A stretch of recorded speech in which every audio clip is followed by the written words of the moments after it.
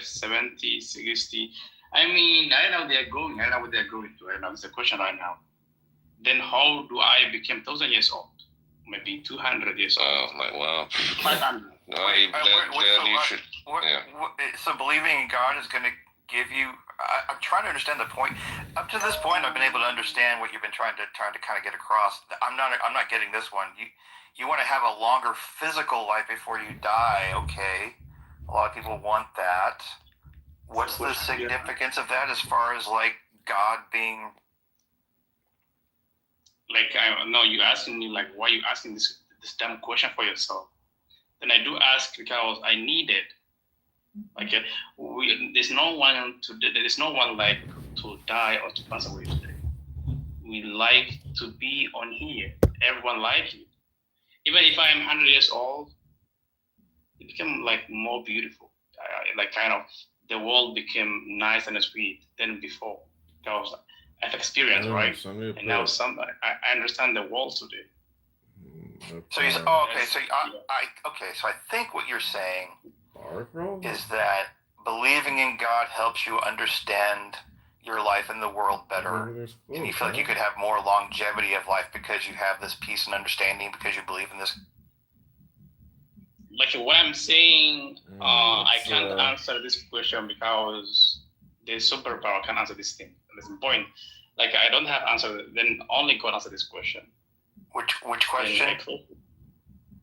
Same same I like some to be like your age or kind of.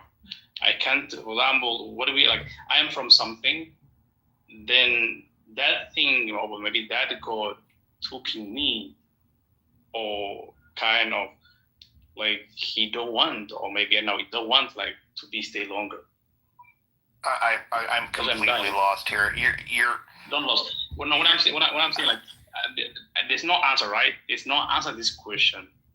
The answer is having that thing, having like supernatural. That supernatural made this life. It's a nature, because most of us we are dying this thing, like dying 100, 90. Then I never saw someone is like 500 years old. Okay. Then why? There's no answer. Why? The answer will be just to be quiet or to say, you go now that. This is not making any sense. Can I present an argument that we can actually discuss? Because I'm also yeah. Because at this point, we've tried to. We were doing good up to this point. This last whatever we're trying to talk about is just not making any sense. Yeah, we should. Well, I think with this the language barrier, I think things got. It could be that. It could be that. Yeah. I think he probably has something to say. It's just we're struggling a bit. Sorry, man. All right. So my argument. Hi, Bill. Happy Thanksgiving. Right, I thought you went to sleep while Noah was talking. Yeah, but it's great to hear your voice. Right. So the argument I want to present is not strictly about God. That is not because I don't know what God is. I mean, it's not really the word I'm familiar with. I'm more familiar with Hebrew scriptures, and God is not there, obviously.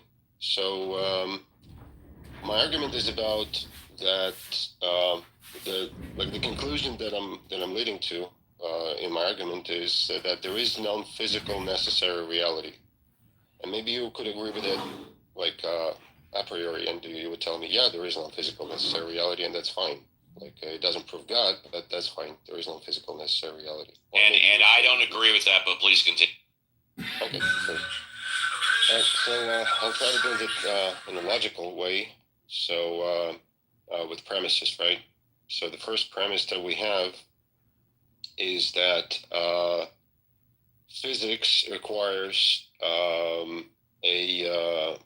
like the mathematical models that we use in physics for predictions require mathematical infinities.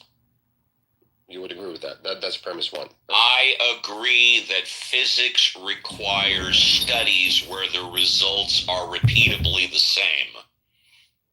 No, that's not what I said.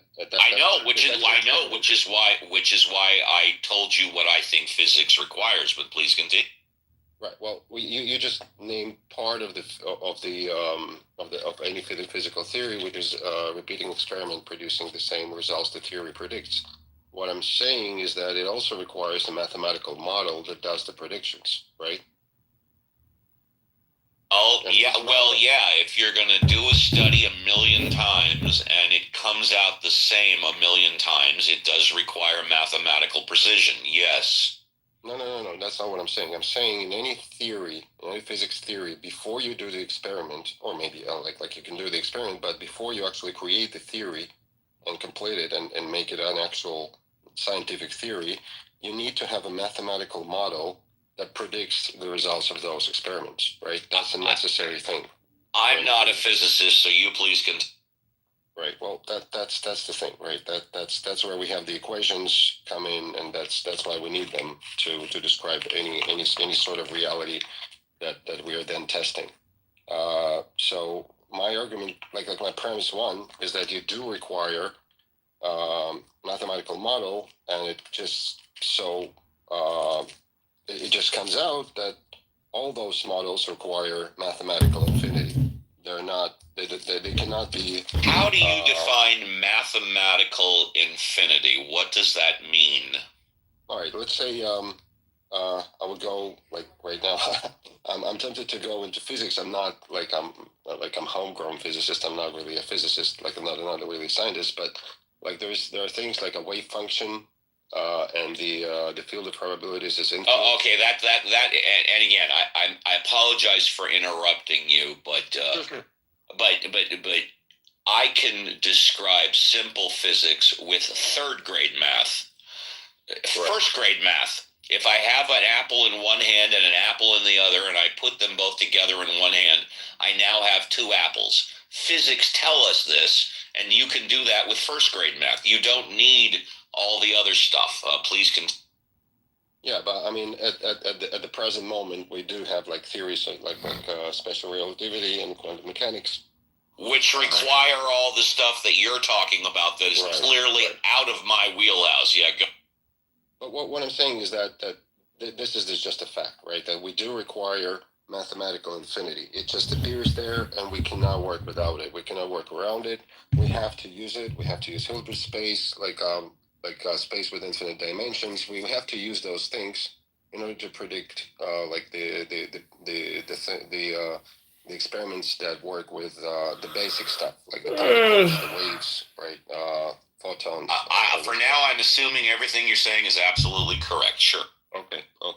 Now, second premise is that this infinity, this thing that we call infinity, does not exist in a real world, in a natural world. We cannot observe it anywhere, just by definition, actually, because we cannot measure infinity. So anything that we can measure is finite. By definition, it's not infinite, right? So we do see this discrepancy. It's not really a discrepancy because we attribute like mathematics and the world of ideas as not something natural. It's something maybe metaphysical or something like the Platonistic worlds, right? And we do understand that our universe is measured in finite. It's discrete, right? It's we have the Planck length. We have like the finite amount of energy. Beautiful. And this is the reality that we live in. Okay, so we have those two concepts. On the other hand, on the one hand, we have something that is non-physical, non-natural, and necessary, which is the mathematical infinity. On the other hand, we have our world, which does not cannot simply include it, and because one depends on the other, we conclude that there is something that is necessary, there is something that is non-physical, and by extension, it is kind of a reality that we cannot measure, but that the reality actually exists. Okay, and I don't mean to cut you off, but I'm going to give you one more minute because I would like my good friend John Malincrot to comment on what you're saying because he was a professor of physics for 25 years. But amazing. That's yeah. Go ahead. I want something to engage with this argument. Basically, I'm done. I was going to say, what is your point, or that you're trying to get to? Because I don't understand it. The point was this something that I stated in the beginning, that there exists a non-physical necessary reality. Again. All right. Okay. Fair enough. And I want to go to, I know I'm Okay. skipping the line, but I want to go to John Malencrop because he was a professor of physics for 25 years. John, is that last statement true? Well, I don't know if it's true. I didn't hear enough, I think, to really understand the entire flavor. So maybe I'll just make a couple of quick comments, and if we need to go on, we can do that. I was just going to say, I mean, one of the things that I have kind of come to as a result of interacting with people on Clubhouse, especially religious types, and thinking about what our core beliefs are, is that I believe that to be a scientist, you have to believe at some level in the existence of an objective reality. That doesn't mean anything that we can ever necessarily understand. We can't know what that objective reality is, but it has to exist because we depend on we depend on the idea that when we set things up in some way, the same thing will happen. And that has to be the result of the fact that there are rules. We have things that we call laws, etc. They may or may not be true, but there must be laws. If there weren't laws, we couldn't do science. We couldn't depend on things happening. So, but that's about an objective, physical reality. And I think, was it Wells, whoever it was, was talking maybe about a non-physical reality. So I'll just end there. I don't really. That's basically the argument. You said it absolutely correctly. The objective world cannot be physical in a sense because it will require infinities, right? Because we see that in all our models that we build with mathematics, we do require infinities. And since we do not observe them in the like a natural world, this objective reality must have them, right? You're saying they require infinities? Is that what you were saying? Mathematical infinities, yes. Oh, well, I guess I'm not sure why you would focus necessarily on that. There are these problems of infinities in quantum mechanics, etc. But I think more, and I wouldn't call the objective reality I'm talking about non-physical. I just mean that there's no obvious way that we can ever know what it is. It's possible that the quantum mechanics and relativity are exactly right, that really is what reality is, but it seems very unlikely to me that that's the case. At the best, it's some kind of a good approximation, and we can never know, right? Even if relativity and quantum mechanics never end up making a mistake, which they haven't so far. That won't mean that they're right, but I don't carry that. I don't think of that as meaning that the objective reality isn't physical, just that it's inaccessible. What do you mean? What do you mean inaccessible? I'm trying to understand. Right. Well, inaccessible in the sense that general relativity has curved space-time, etc. Is space-time really curved? Oh, I doubt it. I don't know. That's just a mathematical model that we carry around in our head that maps on to the real world really well. We do experiments, we make predictions. Predict stuff, they right? Turn out to be right. Sorry? I can predict stuff. Yeah, that's right. And it does a really good job. As far as we know, quantum mechanics and relativity have never made a wrong prediction. I shouldn't say as far as we know. They haven't. They've never made a wrong prediction. But that doesn't mean they never will. They might be not quite right. Maybe there's a realm in which we haven't checked them out closely enough yet, etc. Maybe they are right, but that seems very unlikely. And one of the very first things that John taught me is the purpose of science is not to prove what we already know, but it's to disprove what we think we know. And new on stage is it Jace, and then I think Daniel, but let's also say hello to Cora. Happy Thanksgiving, Cora. Yes, good morning. I'm You're still waking up. Yeah. We can give you more time. Daniel, have you spoken yet, Daniel? Daniel going once, Daniel going twice. Okay, I know Jays hasn't spoken. Hi, Jays. Happy Thanksgiving, Jays. Jay's going once, Jay's going twice. Okay, Kareem just came on stage. Hi, Kareem. Happy Thanksgiving. Cannot hear you, Kareem. Kareem going once. Kareem going twice. Okay. State. Meg wants to come up. Meg. Well, Kareem, you might want to back all the way out and come back in. Meg, good morning. Happy Thanksgiving. Good morning. Happy Thanksgiving, everyone. Meg, let me set this up. I haven't spoken to you in a while. Meg is my expert when it comes to eating and living a healthy life. Hi, Meg. Oh, well, you're too kind. You're too kind. Well, yeah, I always say the truth is most medical doctors don't know much about nutrition, the microbiome, food sensitivities, micronutrients, and or all the chemicals and crap in our food supply. And that's where I come in. My name's Magnificent. I'm known as the anti-diet dietitian. And I was put on this earth to change the way you think about food. So, Steve, what are you doing today? What are you and your family? What's everybody doing? Thank you. And I'm so glad because I've been meaning to ask you a very important question in my life. And I'm going to my brother's house 25 miles away. We're having Thanksgiving with family with about 24 people. That's what I do every year. But Meg, I have a question for you.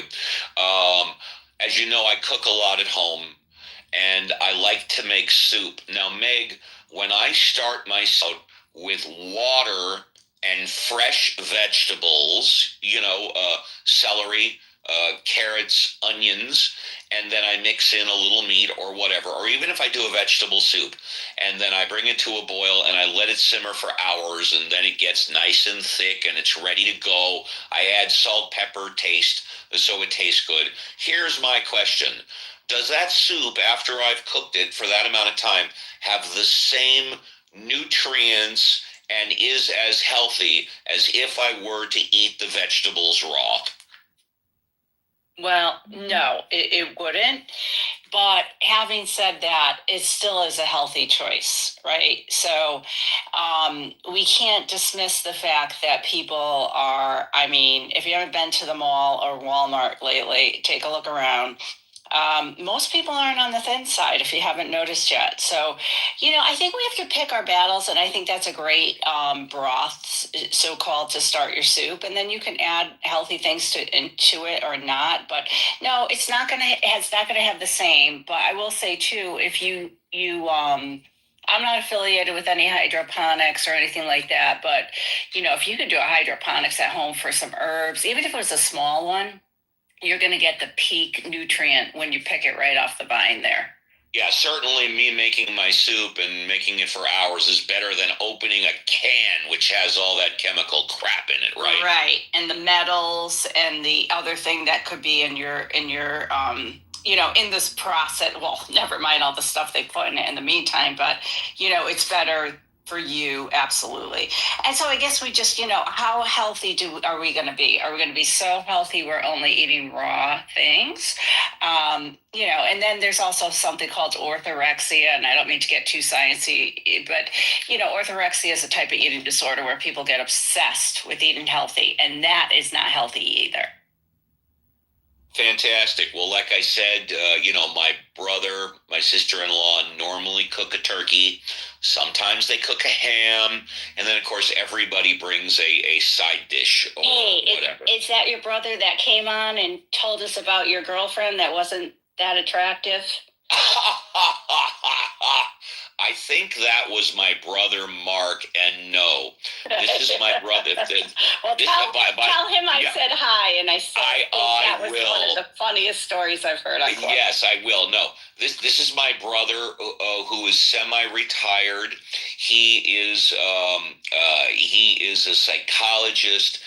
He also taught life skills, a professor of life skill studies and psychology. But no, it's not my brother, the attorney, who came on and talked about my girlfriend who was not that attractive. That's right. And by the way, ladies, I'm currently available. So there you go. I very rarely, if at all, use Clubhouse as a place to shoot my shot. I don't do that on Clubhouse, Meg, anything else? What are you doing? What are you eating? Well, my husband's behind us, and he said that I didn't answer your question correctly, so we're going to let him answer. Go ahead, Jeremy. Oh, okay. Hello. Yeah. Hi, Jeremy. Hi, Jeremy. Happy Thanksgiving. And by the way, let me just say before you start, Meg has said on the show many times that you guys are a mixed marriage in that one of you believes in God and one is an atheist, and you guys have been happily married for a long time. It was our 15th year anniversary last night to get engaged. Congratulations. Thank you. Yeah, we are a mixed couple in that way, and it's worked out really well for us because we both respect each other's insights on life and spirituality and what's good and what's not good. So it's we make it work, and it hasn't been that hard. And so yeah, thank you for that. And yes, I've heard Meg speak to you guys a lot over the years. And my take on the whole nutrition is that if you're going to put chicken or vegetables into a soup and make a broth or a stew, that you are going to lose some of those nutrients and proteins because the heat's going to denature the DNA molecules that make up a protein, which are good for you. So and again, I think that's also goes for the same for the vegetables. Like you can break down a vitamin or a mineral by introducing it to heat. Not all of it; it's not going to seep into the broth, but it is going to be denatured to an extent. So a soup with vegetables might not be nearly as nutritious for you as a fresh salad, but both are good choices. Thank you. I stand corrected. Very good. I want to go to John Malincrot. John, can you unmute for a moment? John Malincrot, are you there? You're away. It seems like he's away. Yeah, no, I'm here. Yeah. John, are you going to be hanging out for like 15 minutes? 15 minutes? Probably. Yep. Can you run the room for about 15 minutes while I step away? You know I'm not very good at this, but I'll give it my best. John, as far as long as people are not insulting each other and as close as possible as one at a time, go for it, buddy. All right. So does anybody have anything to say? Is anybody trying to come up? Let's see who we got. Cora's a mod too. Good. Okay. I'm not doing this all by myself. So what's happening? I'm making stuffing for Thanksgiving. Anybody making anything? I get to show up at a Friendsgiving and not have to do a darn thing. Don't have to do anything. Oh man, I'm going to a friend's too, but everybody has to do something. Yeah, you should bring something. I'm making leek and leek and celery stuffing. It's a New York Times thing that gets rave reviews, so I'm hoping I'm very helpful. Leeks are underrated. People need to use more leeks. I think so too. My wife and I were both saying that last night. She's always been scared of leeks because of the sand and stuff in them. But, it's pretty easily dealt with. And they really, I tell you, leeks and garlic, starts out with butter, olive oil, leeks, and garlic. And that is a smell to send anybody to heaven. An aroma, I guess I should say, right? It's not smell when you're cooking. Well, it's like one of the things I think a lot of Americans don't figure out that the French have figured out a lot, is that they will alter their alliums for certain purposes. So, the shallots are good for some things, leeks are good for some things, and, onions are good for other things. Like, we just tend to put onion in everything. Yeah, I think that's right. And it is kind of because, all those other things are just a little too subtle, right? The onions just go all the way to the edge, and that's what we're always looking for. One of the best, easy salad dressings you can do is just, render some bacon and soften some shallots in it and just, deglaze the pan with a little bit of vinegar. Put that straight warm onto your salad. It's so good. It's crazy. The thing I wasn't quite clear on is where to stop on the leeks for, because you got the leaves, which are good for broth, but at some point you want to stop chopping because things get a little tough. So I might have stopped a little too early. I tend to stop right where the light green part ends. And then you can save the top, the darker green bits, kind of where it starts splitting, Yep. Well, that's what I did. I just thought maybe I stopped too early. No. And you can save the tops for stock and stuff, but I usually Yeah, leeks are good.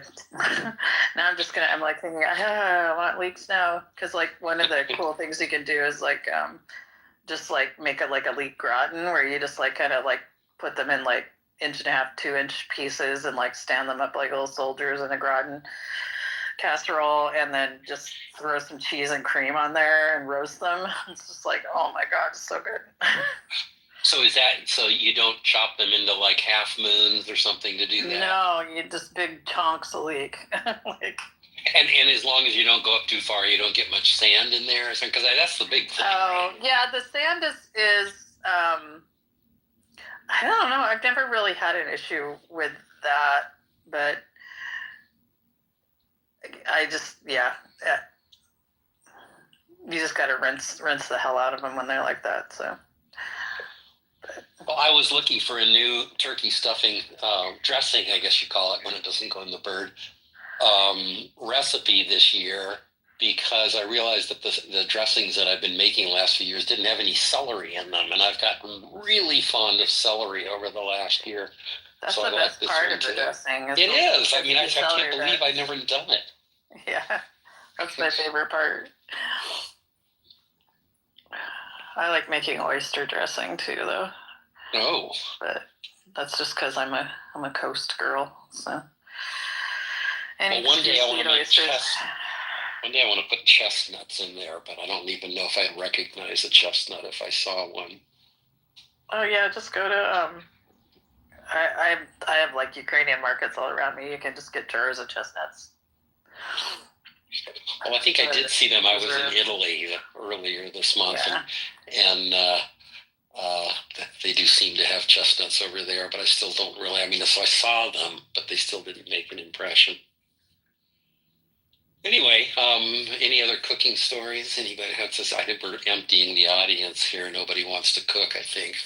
I have no one to cook for right now, so I'm just like, other than myself, so I'm not gonna make any Herculean efforts. I used to, when I was still with my boyfriend, we would have Canadian Thanksgiving, in which I would make all of the Canadian things that he wanted to eat, like butter tarts and back bacon and all that other stuff.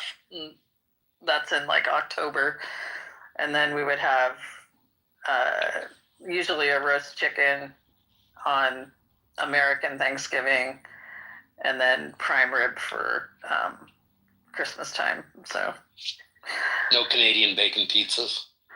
Well, that's what back bacon is, but yeah, it's like most people haven't had real Canadian bacon. It's funny. It's like the ham that we put on pizza isn't really Canadian bacon. Like back bacon's like cured pork loin that's had the outside of it dried in either pea meal or cornmeal. So. All right. So today, what I'm gonna do, I'm getting a 45-day dry aged steak, like a bistecca Florentine. I'm gonna cook it over embers from a fire I'm gonna make myself. Then white asparagus with duck fat, probably those chanterelle mushrooms. Is that what they're called? It's expensive mushrooms. Mm-hmm. They have them at Costco right now. You can get like a pound for $9. So yeah. Well, I'm going to Italy, which is like this. I don't know if you've been there. I think the first one was in New York City, but there's a big one here in like the Wilshire district. Giant Italian market, and they have like all that stuff. So nice. It's a little more pricey there. It's not going to be Costco prices, but I think those tomahawk steaks, those like big Italian tomahawk steaks, they raise those actually right outside Portland, like near Hood River. They have those particular cows up here. Unfortunately, it's a different species than what we. Like in Italy, they use like a different cow. I think it's all Angus here, or crop. No, they have the real like the big bony white cows, the crazy ones. Yeah, they do. They have those up here in Oregon. Yeah, they're raising them. It's crazy. So, Jace, you sound like Roivas. I don't be mod abused. I would never say that. Oh my God. I really set people off. I've noticed that, and but not today. Today's a holiday. Okay. Sharing food with the Indians while I'm about it. It's a very Roivas thing to say. Uh-oh, dead air. Steve's going to fire me.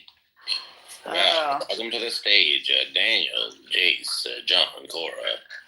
I just want to say thank you to the Mod Squad in all of Clubhouse. Nicely done, Sam. Take over. Oh. Well, top of the hour, I saw we Violet got pop in Columbus. for a second, but then she disappeared. So, I don't have anything. My life has been taken over by boring crap right now, so I'm sorry I'm not that interesting. So. Yeah. All right, Daniel, let's hear your fresh five. Talk about anything. Daniel, wake up. 5 minutes. Wake up. Daniel. Daniel. Daniel. Hello. Come on, boy. Come on. Daniel. Oh. We could do the, I had a friend that had memorized the whole monologue for Alice's Restaurant, and that was like our Thanksgiving tradition. Was he would get up with his guitar and like do the entire freaking monologue and play Alice's Restaurant. It was great.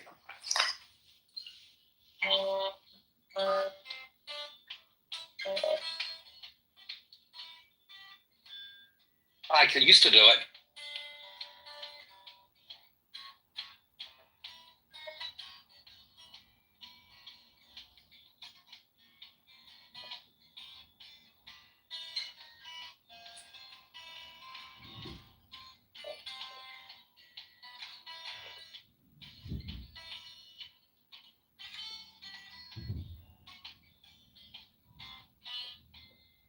Close enough.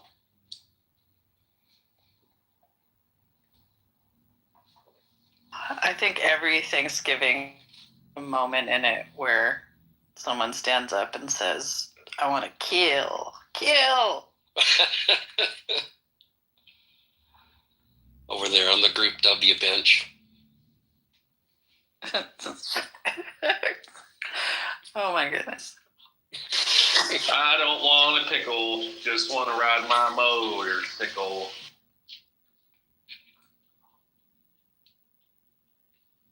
I don't want to die.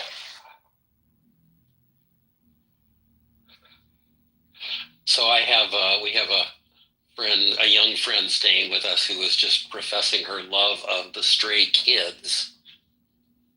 Anybody know the Stray Kids? I don't know them, but I'm gonna have to. It's apparently a K-pop group. Oh wow! And she's quite a good musician singer. So I'm tempted to think there may be some reason to look into them.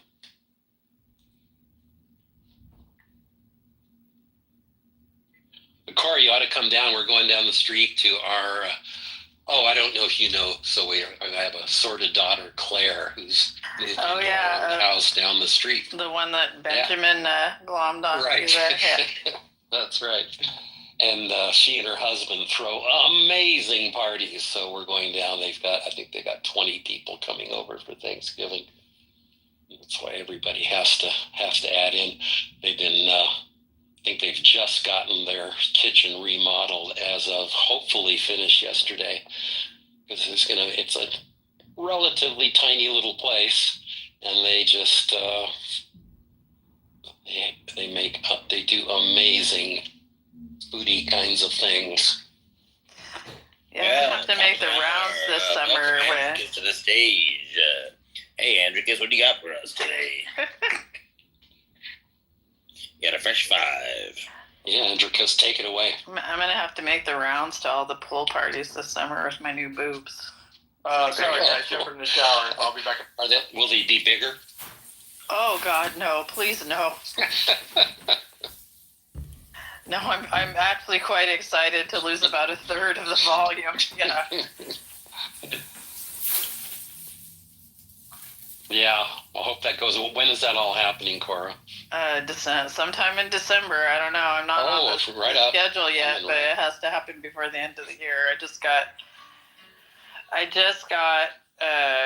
They took my biopsy and genetically sequenced the cancer cells and came back with a result that says I don't have to have chemo before surgery. So no, I'm getting surgery before the end of the year. So yay. Yeah. I hope that all goes well. Restaurant. It's about Alice Here goes Steve. and the restaurant. But Alice's Restaurant is not the name of the restaurant. That's just the name of the song. That's why I call the song Alice's Restaurant.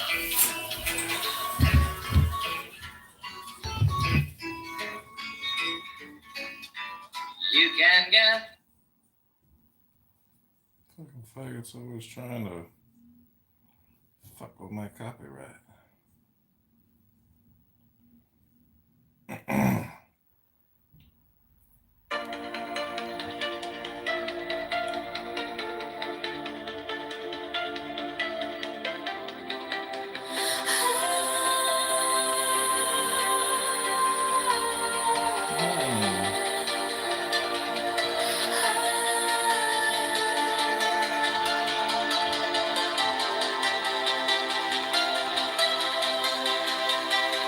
Everything that is good is God.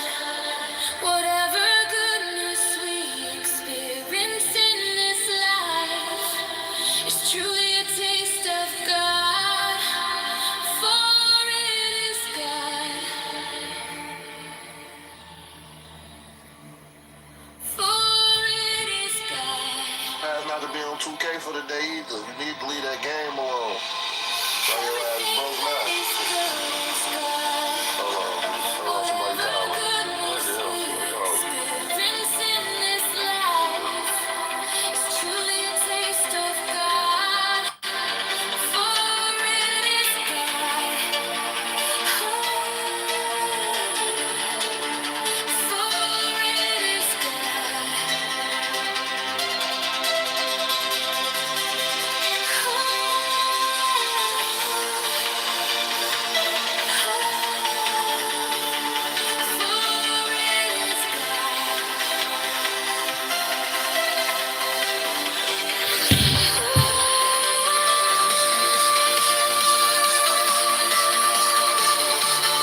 Trying to turn up the volume.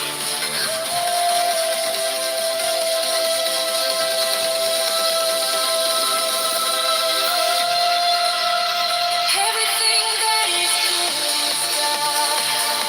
Whatever goodness we experience in this life is truly a taste of God. For it is God.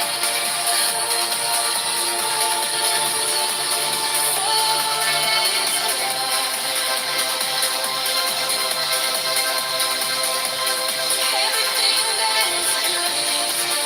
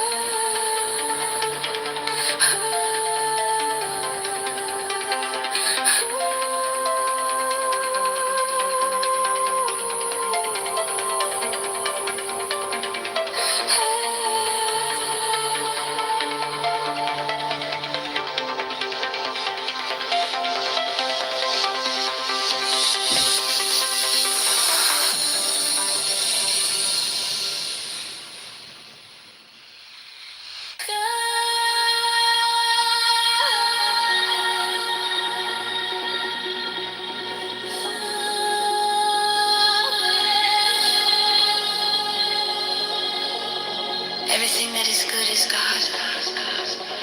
Whatever goodness we experience in this life is truly a taste of God, for it is God.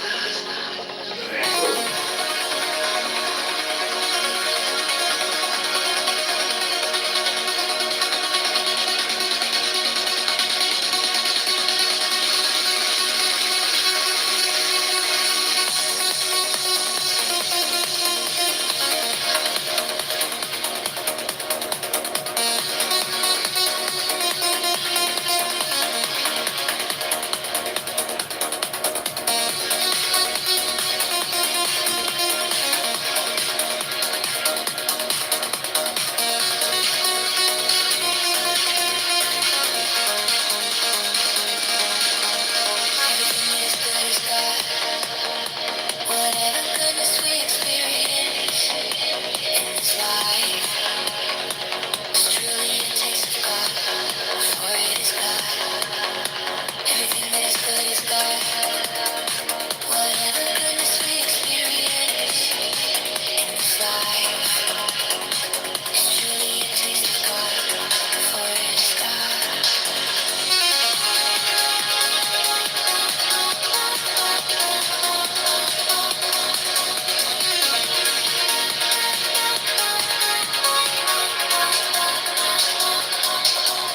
Everything that is good is God. Whatever goodness we experience in this life is truly a taste of God, for it is God.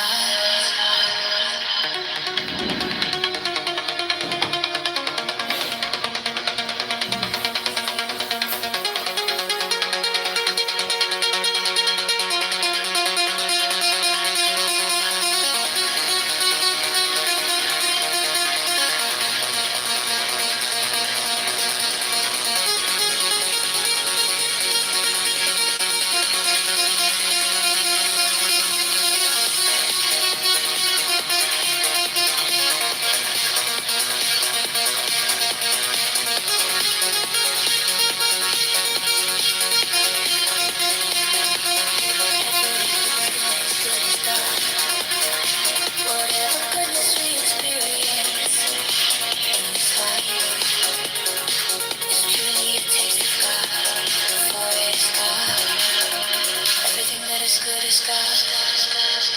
Whatever goodness we experience in this life is truly a taste of God, for it is God.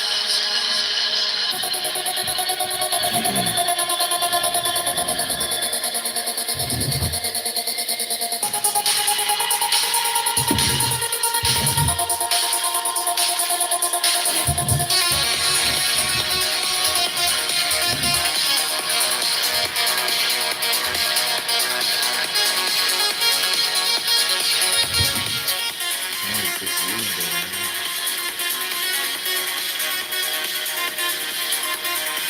Leave it there.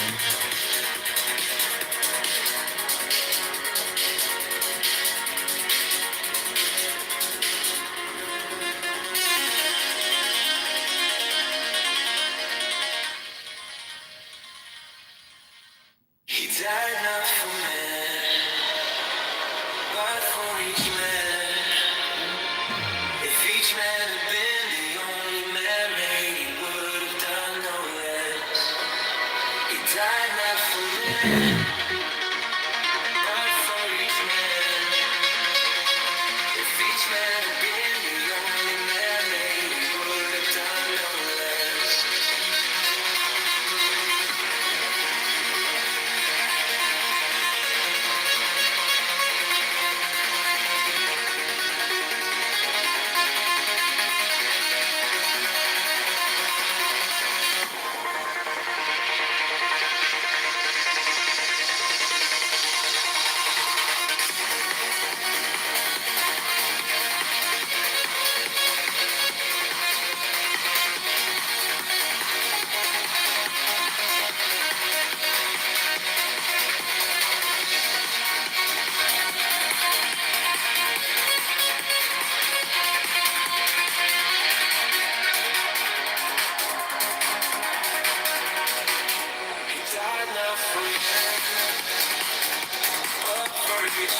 If each man had been the only man made, he would have done no less. He died now for men, but for each man. If each man had been the only man made, he would have done no less. May I just say a really quick response to, I think you just let me know. I think Lucha also said that it's like they know that Shariano is so bad and they're trying to hide it already. Just like bringing the thing. It's like it's being conformed. Yeah, that was our Thanksgiving tradition. By the way, that is by Arlo Guthrie, the son of the immortal Woody Guthrie, who wrote. This land was made. Yeah, thank you. This land is your land. Thank you very much. Thank you.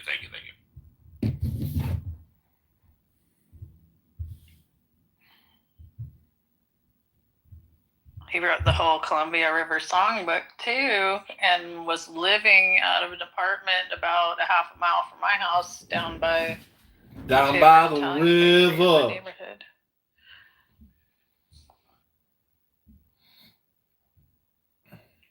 Well, how cool are you? I wasn't even alive then. Wouldn't have nothing to do with me. Oh, God.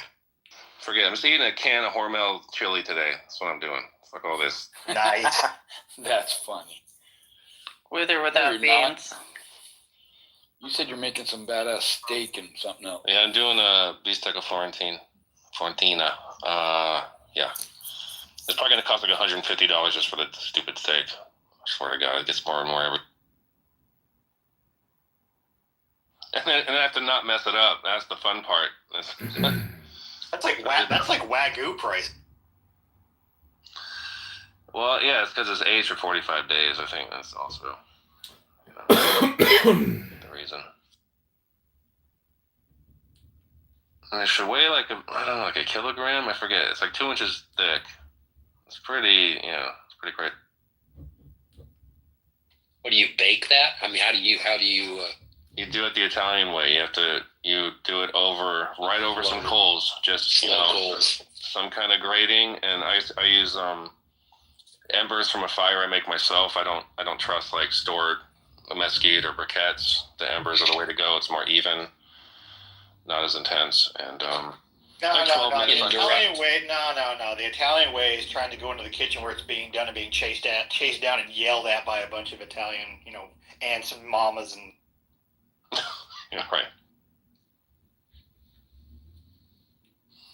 Well, it was like shorts on Instagram where it's like, I'm going to break my pasta in half in front of my Italian husband. So he freaks out. Or whatever. What's the other one like? The guy that cuts the prosciutto wrong, in front of his grandpa, praying to Mother Mary. Like,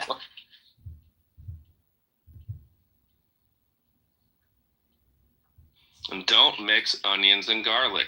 It's not the way the Italians do it. Yeah, But it I never knew tastes so that before seeing that one. good. Oh, sorry. No, I was just gonna say it tastes so good. Please go ahead. Well, Yeah, to them, I found that out for the first time by watching that one clip with the American lady that was cooking, and then that really pretentious Italian chef guy comes on there and says, "Oh, we don't do it that way. We don't mix the turf."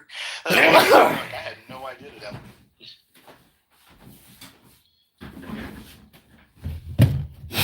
Nauseous.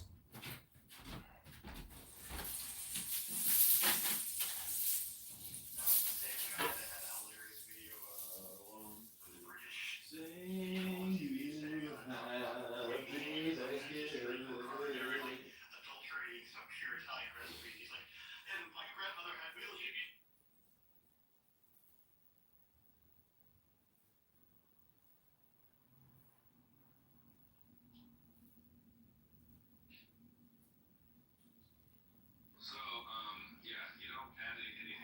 Fucking this bone, man. Okay, you don't add anything to it. You just cook it on the fire, and not the fuck with embers, right? And then when you're done, I said, you drizzle nice on a little butter and some corn salt.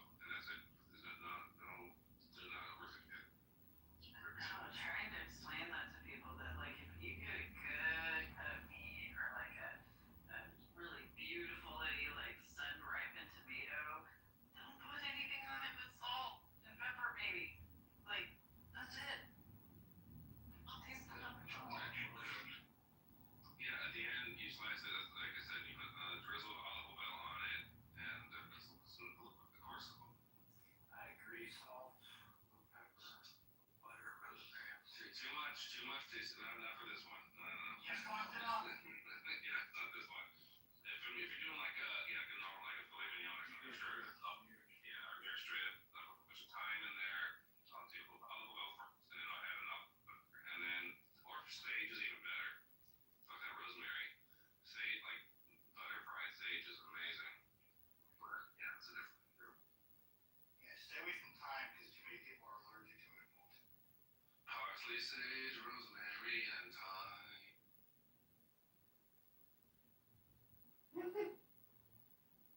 Since we're on a folk music trip, I guess this morning.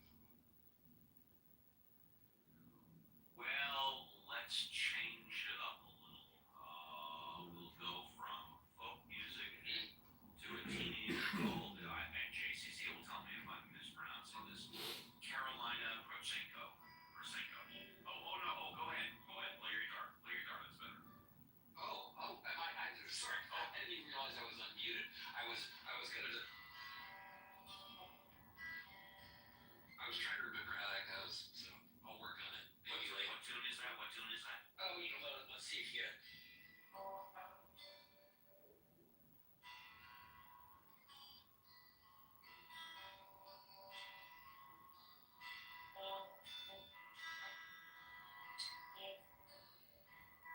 Can you hear it? I didn't hear the lead, but yeah, I heard the guitar. What did you say, sir? You believe it was what? The Scarborough Fair. Oh, Scarborough Fair. Oh, okay. Gotcha. Have you? Are you capoed at the 7th fret, John? No, in fact, it's funny you say that because I was. Do you have a capo, John? Do you have a capo? I do. I'm not going to go up 7, but let me do it. And here's the thing. I know that if you go up to 7, you have to tune it a little bit, but try go up. There you go.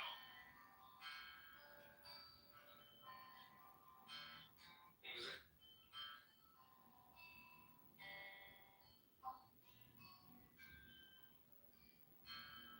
Pretty damn close, John. Pretty damn close. Yeah, that register makes it much more identifiable for me. Yeah, he plays it out at the 7th fret. Yeah.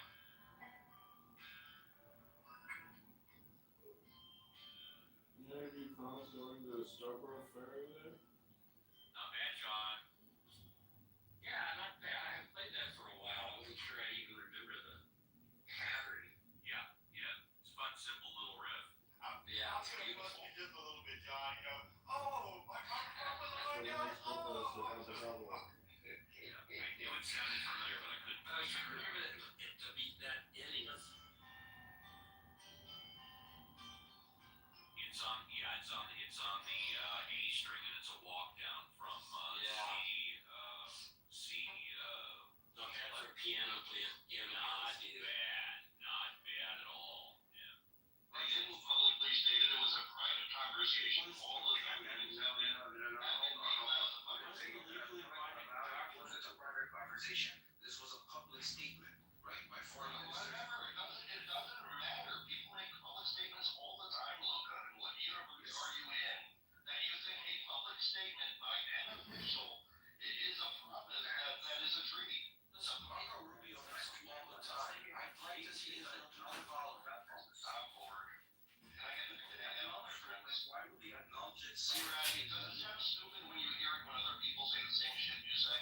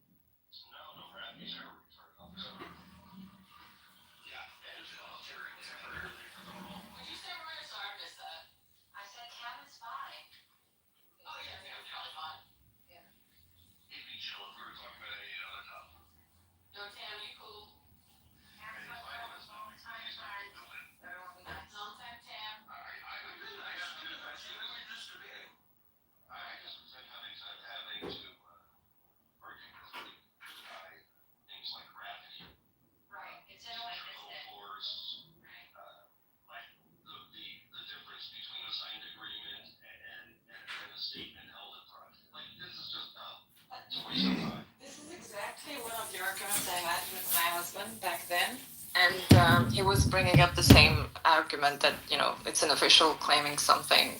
I was like, it's not a treaty. Like, I had this exact conversation with him. Oh, is that why you gave me heart when I said that? And I think it's like a Muslim, pro-Russian point that they all have. So. Well, I mean, it reminds me of how Palestinians argue. Yeah. They make up their own facts, and then no matter how many times you disprove it, they say, but, and then they make up more facts because they're retards. It's just part of the broader movement of this kind of anti-imperialism, that trying to undermine anything that comes from the West is automatically bad and wrong and lies. Exactly. It's just part of. So these people, they're not principled. They're not looking for the truth. It's because it's against what the West says. So then they go against it and take the opposite view. So that's why they will happily side with Russia in this case. I mean, but Rafi, something that I find pretty interesting is that given that Russia has had huge they have made huge deals with Iran when it comes to these Shahed drones and everything. They have paid Iran loads of money. How can you sit here and defend Russia while they are supporting Iran? I don't get it. Can you answer that question? I'm really curious about that. And family tradition. Well, first of all, that's a stupid question. I'll tell you why. Because in a place like Russia, or let's say you're Chinese, or any other, again, we're not going to cite them because they don't share the same Western values, but where the fuck do you expect Russia to get it from? America's not going to sell them drones, correct? No, but that wasn't his question. His question is, how can you support Russia when they're enriching Iran? Well, Israel. Jeff, they're in a war. They have an option. They need these drones. If they're not going to get them from one place, somebody's not going to sell it to them one place. They're going to go, I understand that's our enemy. I'm not happy about it, but Russia's put in that position. You can't say that. Russia's put in that position to buy it from them. So you're defending Russia here. Oh, I'm not, again, I'm not happy. I told you I'm not happy. You're not listening. Is it a just war, Rafi? But it's a war at the end of the day. Oh my God, Rafi! Seriously, you sound retarded right now. Rafi, are Russians in the wrong? Are they Russia? Rafi, is Russia in the wrong? Okay, I just before you answer, I just want to say no. I'm not holding on. It's my room. Sorry. I just want to say it's now been 11 minutes since Luca hasn't been able to fabricate the document that he claims exists. That even if he showed it to us, wouldn't matter because it's confirming something from someone that it doesn't make it a treaty, international law, or binding in any way. So hopefully, keep looking on manifesto.com, Luke. You'll find it. Go ahead, Rafi, answer. I think he left the room. Oh, even better. He left for me. Like immediately after Again, as I said, I'm not yeah. happy, but it's kind of in a weird place. If they would have went and bought from China, and let's say China was a threat to the U.S., and a person from the U.S. would ask me, are you happy that Russia's buying drones from China? Because Americans aren't happy because they're enriching China, which is a threat to the U.S. So, no, I'm not happy that they're buying from Iran, but they're kind of put in a position that they're going to buy from a country that is probably not going to be a Western-friendly country because they're the only ones that are willing to sell them anything to keep them in this war going. So on which side they're fighting, the good or bad, I'm not here to judge. No, come on, judge. I think is it a just war? This is literally where you have to judge. I mean, yeah, literally. Where else I mean, again, I'm not happy with the fact that they're buying it, but I understand the position that they're. No. Get back to the underlying thing. Invasion in 2014, an invasion almost 4 years ago. Was it the right thing to do for Russia? So, I'm not defending Rafi. I'm explaining Rafi. So Rafi fundamentally thinks Russia is justified with its aggression. And Rafi obviously also fundamentally wants a strong and safe Israel. Rafi is doing something called compartmentalization, which people who are amoral are more capable of doing than regular people like us. He's a little retarded, but he's our retard. So it is what it is. We're not going to get what we want out of him because it is cognitive. What do you call it? Cognitive dissonance. Dissonance. And he's not capable of coming up with an explanation that's elegant enough to try to fix that. But it is. We can all recognize it. You either pick the Russian justifications or the safety of Israel, and Rafi's not capable of choosing because he loves communism and. No. I don't think he loves communism. He loves Russia. And you will back me up on this. I said they're both pieces of shit, Russia and Ukraine. Ukraine isn't actually relevant so much in this. I'm just saying. Because Tam's correct. Tam's correct. At the end of the day, by supporting Russia and promoting it or thinking it's justified in any way, you are actually promoting ideas that lead to less safety for Israel and Jews worldwide, because Russia has 7 decades of promoting the hatred of Jews in Israel worldwide. That is cognitive dissonance. Someone who wants to argue with you can call you out. I'm not. I'm just explaining that you are a retard and we love you anyway. And Rafi, they can both be pieces of shit, Ukraine and Russia, but international law states you really don't want to just invade other countries. It's really not the right thing to do. And Rafi, I just looked into how much they have traded in billions of dollars since the 24th of February 2022. It's $14 billion that Russia has paid Iran. That's quite a lot of money. Again, I'm not happy. I will repeat that. I am not happy. But if, again, forget about emotions, forget about Israel right now. The reason, again, I'm not happy that they're enriching Iran, 100%. I'm not happy. I'll repeat it again. But forget about Iran and Israel right now. What is Russia supposed to do in this case? Where are they supposed to get? No, Rafi, that's valid, right? If you are speaking from the Russian perspective, which of course is the problem, you are speaking from the Russian perspective, being a Canadian Jew, then you're correct. What else are they going to do but buy weapons from their close ally, Iran? I think what everybody else is asking, and I don't think you're capable of reconciling this, is how, as an American and as a Canadian and as a Jew, can you be so stuck in the Russian perspective that you can't see that, if you support the West and if you support Israel, that your support of Russia is in conflict with your lifestyle.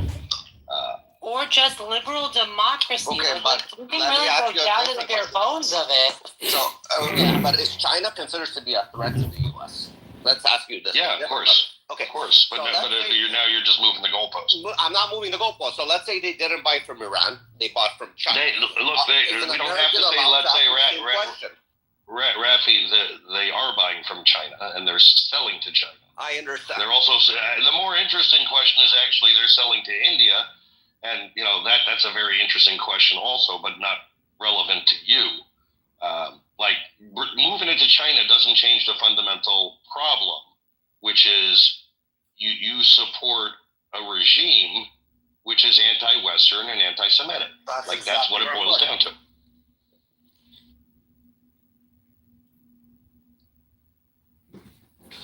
And yes, we would criticize an American who didn't see that conflict when it comes to China, when it comes to Iran, when it comes to any of the enemies of America.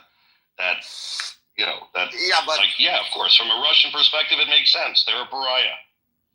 But it's not even make sense. They have no option. What are the other options? That's fine. They have no option. Their option is not to invade Ukraine. You put them in the corner like that. Right. Their option would be not to invade Ukraine. Okay. Fundamental. So you can say it for every other country that was ever in a war. That was their option. Wars are going to happen. No. So I think the questions aren't around whether or not Russia should have made the choice they made. I think the question is coming more from the standpoint is how can you, as a beneficiary of the West, living in Canada, you with all your other world views, be so stuck inside the Russian perspective And I mean, I think it's a valid criticism. I just don't think. Again, I'm not really stuck capable with of the Russian. understanding how problematic it is. No, I understand exactly how problematic it is. Again, I said I'm not happy. But if I have to think about the other side, they had no option. Well, they had no option. Which other side? Like the Russian side. Even forget about Ukraine. Where is Russia capable of getting their weapons prior? Maybe to they the stopped the Ukrainian war. They were never This is just enabling them. Was Russia ever prior to the Ukrainian war was able to get weapons from any NATO country? Supposedly, Like, first-rate military power. Can they purchase or sell? No one trusts them. Develop. Then no one trusts them. More importantly, Russia always made their own weapons. Yeah. They didn't try to buy NATO weaponry. All of your points are irrelevant. Like poor Russia, poor Russia, poor Russia. No, I just again. Look, the majority of their defense budget, unlike America, goes into development. The majority of our defense budget goes into training. So, they chose to develop really advanced weapons. They chose not to develop these little things that they're buying from Iran. To me, it's like saying that, this mass murderer, he doesn't have friends anymore. Poor mass murderer. No one wants to be friends with him. I mean, of course, he's a mass murderer. No one wants to be friends with him. I mean, mass murderers might be fun in certain situations. Have you ever tried to do escape with a Rafi, if it makes you feel any better, Luca, much bigger retard than you. Okay, but but Rafi, I have compassion for your condition, so to speak. So I'll give you that. But you want to say that you have consistency and logic is the sign of actual intelligence and deep comprehension. So we could play this game where we can just change Putin with the Ayatollah, and you can go ahead and make similar arguments as well, could you not? So I'm just saying that you have to work on your consistency. You really do, because again, I don't like both of them. As I told Jeff even a few weeks ago, I don't mind them killing each other off and then somebody coming in and finishing off the job. Whoever's left, a few here, a few there. I said, if there's gangs on the streets of New York or whatever, let the gangs kill each other off before you send the innocent police officers in there to risk their lives. Rafi, all I can say is they're going to be speaking Polish in Moscow by the end of next year. literally the point of a social contract is that we give up certain rights so that we can have public safety. I mean, some of these fundamental aspects of just democracy and things like that, you got to really get a better grasp on. I mean, again, let's just, fine. I don't want to get into it. Happy Turkey Day. Yeah, maybe we get back to the turkey conversation. This has been wonderful. Gobble. I never knew you guys do it on a Thursday. I thought you guys do it on a Friday. We're whores. We do it every day. But official. Maybe the original one was on a Thursday. Maybe the original one was on a Thursday. Who knows? No. I have a video of the finance minister of Latvia talking about American Thanksgiving was intended to be on Friday. In a discussion privately held with the Finnish foreign minister. Correct. Who does anyone know that Luca fellow? I'm curious. No, I want to know where he's from, folks. Happy Thanksgiving. Hey, thanks, Fallujah. Thanks. Happy Thanksgiving, Fallujah.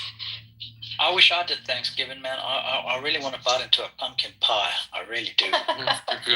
You can make one. You guys have I'll send you a recipe. I love pumpkins, man. I'm a goat. You have pumpkin. Okay. Do they have pumpkins wherever you are? They got pumpkins. They call them. Oh, my favorite. But sweet with cinnamon. Oh yeah. Oh yeah. Oh yeah. Oh yeah. Randy, what are you doing for Thanksgiving? Randy. I just put in my big McDonald's order. They have pumpkin pies at McDonald's now, so... They have what? Country fries? Pumpkin pie. Oh, pumpkin pie. Deep fried. I'm going to go to Whole Foods to grab a dessert and see what's up for... Randy, I heard lumpy guys. Am I wrong? Me too. Randy, are you with child? I heard lumpy thighs. I heard big fat thighs. Yeah, everyone hears what they have, you know. I heard. Oh my God, that was mean. I heard Trumpy buys. Oh my God, that's from. I heard Humpty dies. No, look. I heard he's uncircumcised. All right. Oh my God. Oh my goodness, that is not cool. I feel seen. I feel seen right now. I heard Samson cries. Oh, baby Samson. It was pumpkin. Where's pie. Samsung? Is he in the audience? Oh, no, Mr. he's not. Samson, hello. No, Samsung, yeah. I heard sexual cries. McDonald's should have turkey burgers for this week only. Come on, guys. What is No, that? that capriotti sandwich that Jeff talks about, that one's a good thing to get for today if one is going to order stuff. A turkey burger. I did get a turkey breast. Do you think people go to McDonald's for Thanksgiving, Randy? Yeah, Randy does. Poor people. No, they order in. Oh, really? No, I think families go out in some parts of the country. Yeah, there's Thanksgiving dinners at restaurants, No, I know that. I meant, do they go to McDonald's? perhaps. I'd like a big fat plate of Chinese food right now, but we can't always get what we want. Well, why the You heck? try sometime. Oh, he's getting gotta go somewhere. McDonald's, No. Kentucky Fried Chicken. and- Roya, you gotta go somewhere? Yeah. You gotta go to I'm Thanksgiving. kind of wanting not to, but right now I'm going to Whole Foods to buy a wine or something. But you gotta go to this real ass fucking dinner with people. Yeah. Oh God. I don't want to though. How horrible. Energy levels. No, on the real note, my sister is hosting Thanksgiving, and I'm looking forward to it very much. Great. And I'm grateful. Well, now that Randy's going somewhere, now I have to fucking go somewhere. I thought that was like tacit approval to stay in and not do anything. I want to stay in if that's any help. Well, you have to go to your mom. I know. And you gotta go Oh. bridge You that. could sell Bridge that gap that your wife who should have never created. You know, you gotta go Wait. bridge that. What? You gotta go bridge that gap between your There's a wife lot to and unpack your there, mom. yeah. Well, yeah, I could if it's any comfort. I'm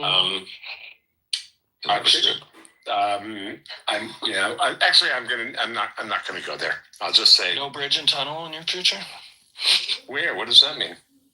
I Where are just you assumed she lived in New Jersey. I don't know. No, my sister raised family in Connecticut, and then You're not going to your So sister's? that requires Are a you- bridge are and you a playing tunnel. games? she got a pied a terre in New York City. I thought I told you that. Pied a terre. Wow, you sound like She got a David. pied a terre. You just sound like David B. Is that David B. Jr.? Yeah, she got a pied a terre in the Upper West Side. So yeah, it's going to be very nearby. I'm very lucky. Oh, very. Yeah. Wait, who just dropped in? Oh, dropped out too. Yeah. Oh, David Yeah, Hello. fair. Yeah, shout out to David, it was said with love. Gigi. Your mom looked great on her B-Day, homie. Yeah, Gigi. Oh, there she is. Yeah, if anyone wants, what a pied a terre is, it's it's French. It means footprint, and it's for people who have like, instead of a country house, it's people in the suburbs who have like a small apartment in the city. They call that a pied a terre. Oh. So are you going to go or are you not going to go? I mean, Yeah, I'm going there. That's where she's hosting, and okay. it's going to be very nice. And I'm grateful. And Well, you love your nephew, you love your family. So oh yes, I do. And I'll just share a story. My mom had a friend. My mom's gone, but she had a friend, and this friend is also like a fellow Holocaust survivor. And this friend is just somehow completely alienated from her son. Her son doesn't talk to her. So I did call her. We did call her, invite her for Thanksgiving, and hope she's going to come for dessert.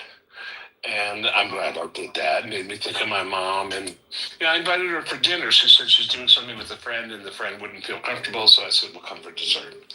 So it did make me think of my mom. And I feel badly for parents who aren't in touch with their kids, Why are they like? Is it like over Israel or? No. Oh, okay. Because No, that's no. like dividing a lot of families. Is it? Yeah. It certainly divided some friends and me. But no, I think it's just deep psychological family shit, trauma from years ago. Oh, sorry, man. Yeah, no, my family, it's upsetting to hear about it, though. It is. especially a Holocaust survivor who has only one son. Yes, you get it. Yep. You get it. That's why it's so poignant, because you know that it wasn't an easy upbringing, and so it's sad when that's the result. You get Good it. on, And of good course, on you, Randy, for doing that. yeah. But listen, I mean, also just as a reminder, kids and parents, it's such a fragile relationship. 1 minute, a parent is bringing you up and doing everything for you, and then something can happen and they become non-communicative. It's a very fragile thing. It's just a reminder, That's all I'm saying. It's a reminder to me you got to be mindful of what's happening out there with my kid. I'll just put it on that. I'll just say that, Anyway, just sharing. Okay, baby Randy, I got you. You know what? I think that all of this language around personal boundaries and toxicity, real love, you sometimes have to kind of push past some of these things and accept people for who they are, especially at 90, 80 something, almost, how old is she? 90 something years old? How old's this woman? Old enough to know better. And she's 85. She's 85. But you would think that her son would be able to forgive her for whatever happened, but I think he's married. I think We just don't know, so we can't dare assume. There You know, and while I appreciate the high-mindedness of the thought, I will point out that perhaps there are people in the room who have difficult relationships with their parents, and perhaps have made the very hard decision to establish boundaries. And out of my sensitivity to them, we should not wax eloquently about this, because no one knows anyone else's circumstances. And in fact, we don't know this woman's son's circumstances, and he might be incredibly justified in limiting his exposure to his mother. Though it's really nice that you have a good relationship with her. It's nice that your mother was there for her all those years. Yes, I know it could seem like I'm looking for validation or approval. I'm just sharing what's on my mind. That's, yes, it may be that his reasons are very bad. That's fair enough, yeah. We never know. Yeah. I'm just, if there's ever the chance, it's good. If there's not, then, of course, understand. Listen, yeah, I can't imagine what they went through. I know, my parents were, I could get very, detailed. I'll just say I'm grateful, and I'll leave it at that. I'm grateful that I was able to forgive them. Enough said. Well, hey there, Miss Shirley. Well, hey, it is good. Happy Thanksgiving, Miss Shirley. Happy Thanksgiving. How you doing, ma'am? I'm doing good, and my comment to this, it is good when you can forgive people. I had a complex father, and sometimes unforgivable things came out of his mouth, and then he did me a favor. He called me one day and said he was sorry. He hadn't realized how wonderful my mother was. It's just like this sentence that made it where I could forgive him of that technical, that complex part. Ugh. And okay, I think that forgiveness is usually for yourself. Okay, it's for yourself, not for the person. Christmas bro. I promise.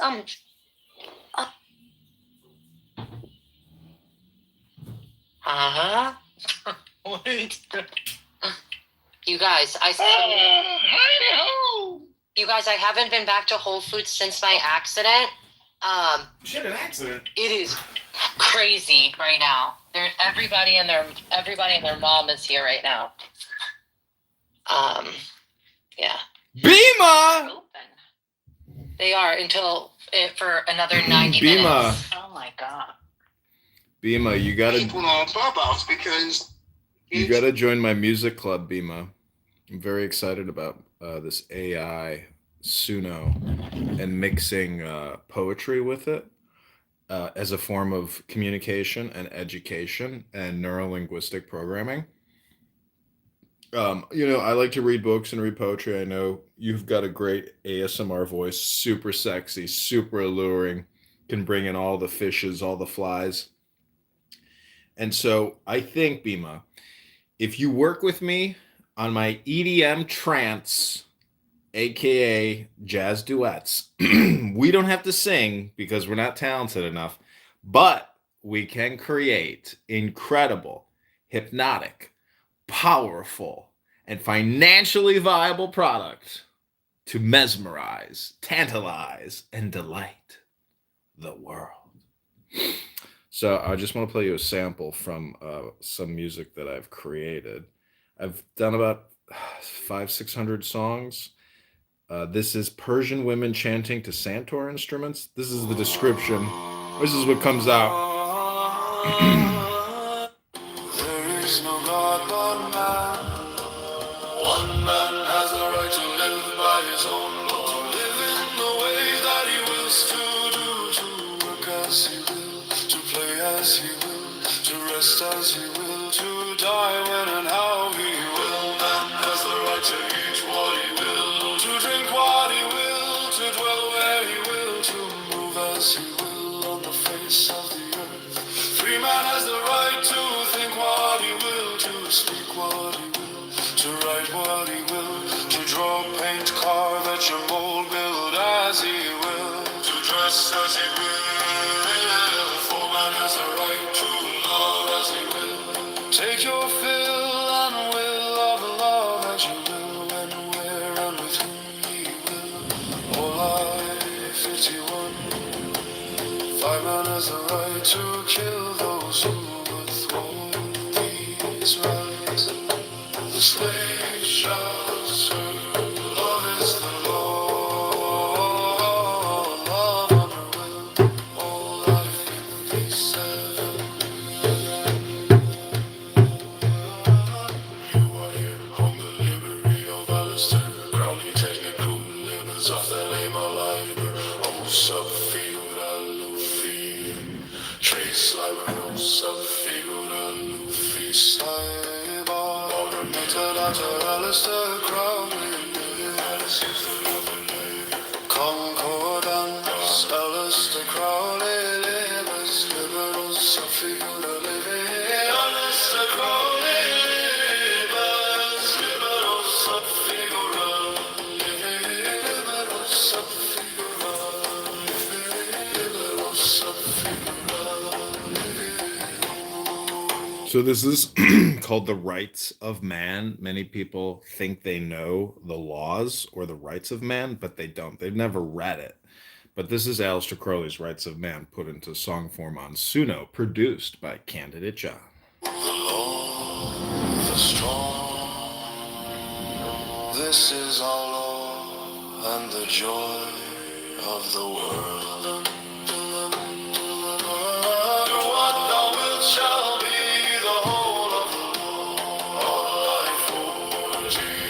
Thou hast no right but to do thy will, do that, and no other shall say nay. Every man and every woman is a star. All life through there is no God but man.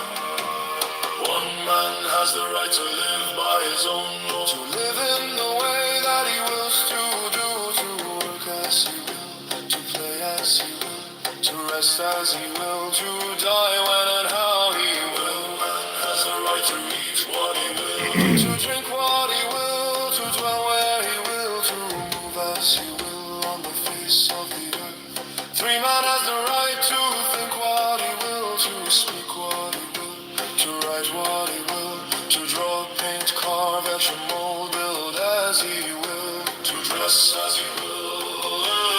For man has the right to love as he will.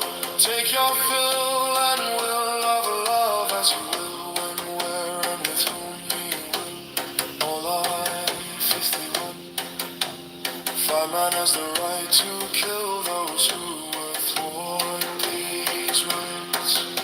The slave shall serve. Love is the law.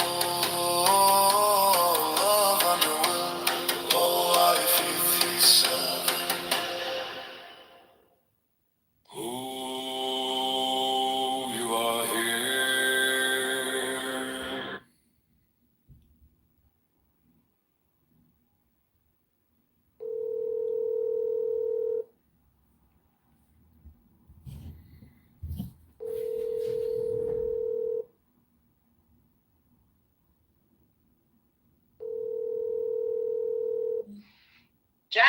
Hey, Mom. Good morning. How are you?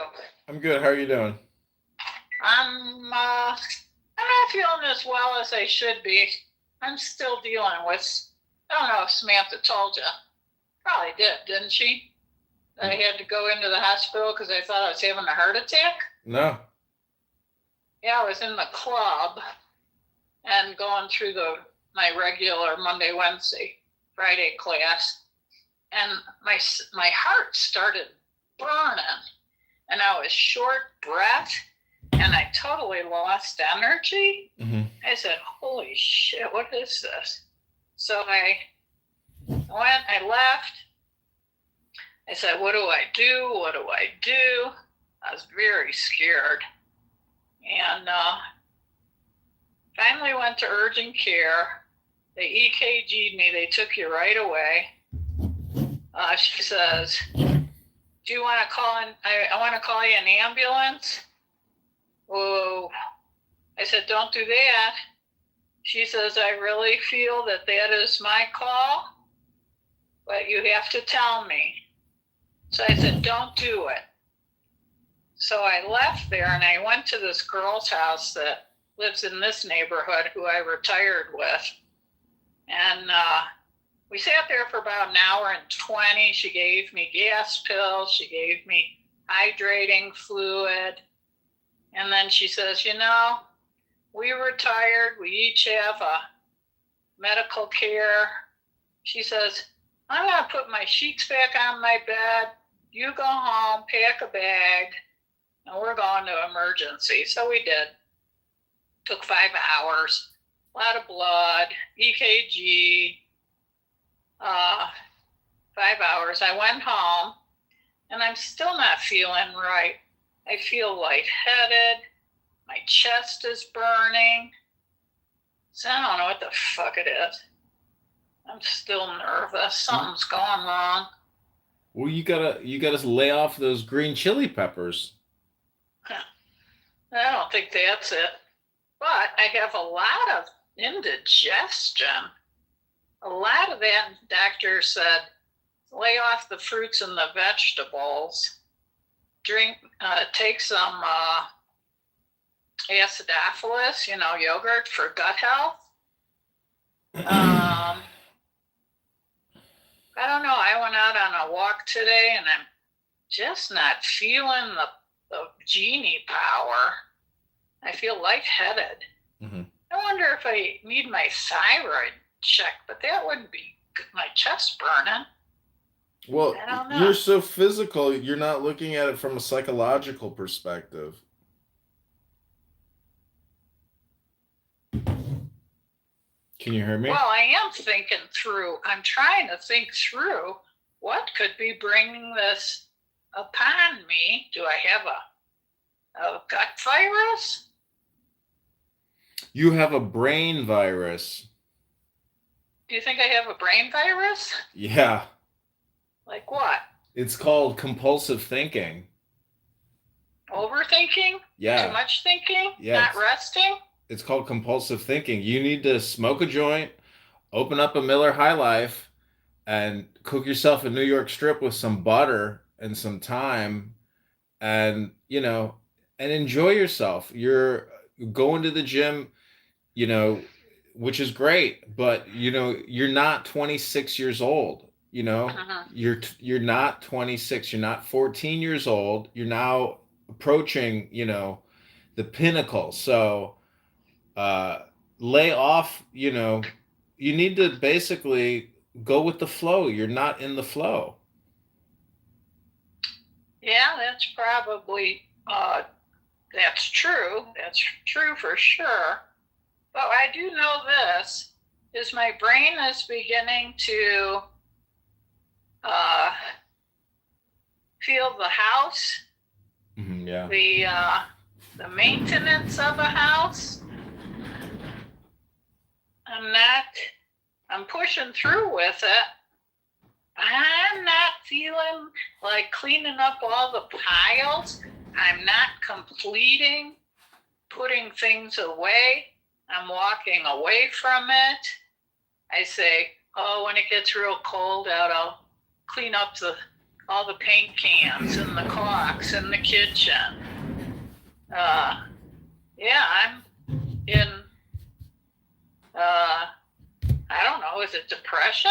Is it like, am I trying to take a step back from doing all that stuff by not touching it? I don't know. Well, it's just my opinion. It's just my opinion that you're probably not feeding your brain enough intelligence to basically put you into your flow state, which is happiness and joy. Because you have all of the abundance, you should have the corresponding joy with all of the abundance. I agree with you. I don't have that. Well, I read books. I got a lot of books here, and so I'm constantly programming myself. I told you I was creating music the other day. What I'm doing is I'm taking poetry and I'm feeding it into this AI music creator, and it's like reading a book, but it creates it into into a song. It's unbelievable. And so I'm just enjoy listening to this incredible music that I'm creating. And unfortunately, you're worried about, your roller pins on the windows and the suicide windows, and it's like you have created yourself a labyrinth or a puzzle box now that is causing you stress. I mean, this place is falling apart, and I have no stress because I don't have anything to lose here, and neither do you. It's just your way of thinking. You have to live in joy with the corresponding abundance that you have. Otherwise, what was the point? Well, I'm just going to tell you what I'm sitting next to. I'm sitting next to a book called Path to Wealth. Retirement Planning Today. I have a book going, which I realized last night, shit, I've already read this. Yeah. But I'm going to keep reading it because it might have been one of the first Patterson books I read. And I do remember it, but I don't remember what happened in the end of the story. So I'll keep reading it. I don't know. I'm going to this girl's house today for Thanksgiving. She and I retired together. She lives in my neighborhood. She's the one that took me to emergency. I guess I could use some more socializing. That's for damn fucking sure. Mm-hmm. For sure. Well, you're a talker. But I don't think that's going to make my chest stop burning. Well, it could, because you know what? You're a talker, and which is called a gabber. You're a gabber. And if the gabber doesn't gab, it builds up in the heart. And so gabbing is like talk therapy. It creates a lot of dopamine. And so basically, that's why I say you have a mind virus, which is basically saying you need more socialization. Which is gabbing. Yeah. You're a gabber. Yeah, I do see people at the health club and people that I've known for a long time, and then it makes me happy to see them, and we gab. And I asked the guy, Fred, he and I retired together too yesterday at the club. I said, Fred, what are you doing for Thanksgiving? He told me. And then I said, what do you do for socializing? He says, I go to the senior center. I know what they're having for lunch that day, and I'll go the days I want to have what they're having. And then I'll meet people at the table, and I learn about them. They tell me about themselves. And he says it's a great socializing setting. And I live within walking distance of my senior center. Yeah. Well, you can socialize, but you could also go within. That's the other approach, because socialization. I think I've been within long enough. I'm a fucking loner to the boner. Well, that's okay. That's your protective bubble. You can always retreat back within when you want to go on your vacation. It's meditation, and that's why I say you have compulsive thinking. So you may end up, being a hypochondriac, and having a panic attack and thinking that you're having a heart attack, and next thing you know, you're going to your neighbor's house for Thanksgiving. Mm-hmm. I don't know. I spend a lot, I don't have any stress. Do you know what the biggest stress in my life would be? Is having to get on the train every day to go downtown, to sit in a cubicle for 8 hours, to run back here, to worry about everything here, to run back downtown, to sit in a cubicle for 8 hours, to fly to some other cubicle for 8 hours. Like that's taxing on the body. I can go for a walk. I can go to the gym. You don't have any stress. You just have self-induced psychological stress. And so I just want to leave you with a quote from Corinthians, the Bible. You'll like this one. It's one of the best Bible verses. It says, "Love is patient, love is kind. It does not envy, it does not boast, it is not proud. It is not rude, it is not self-seeking, it is not easily angered.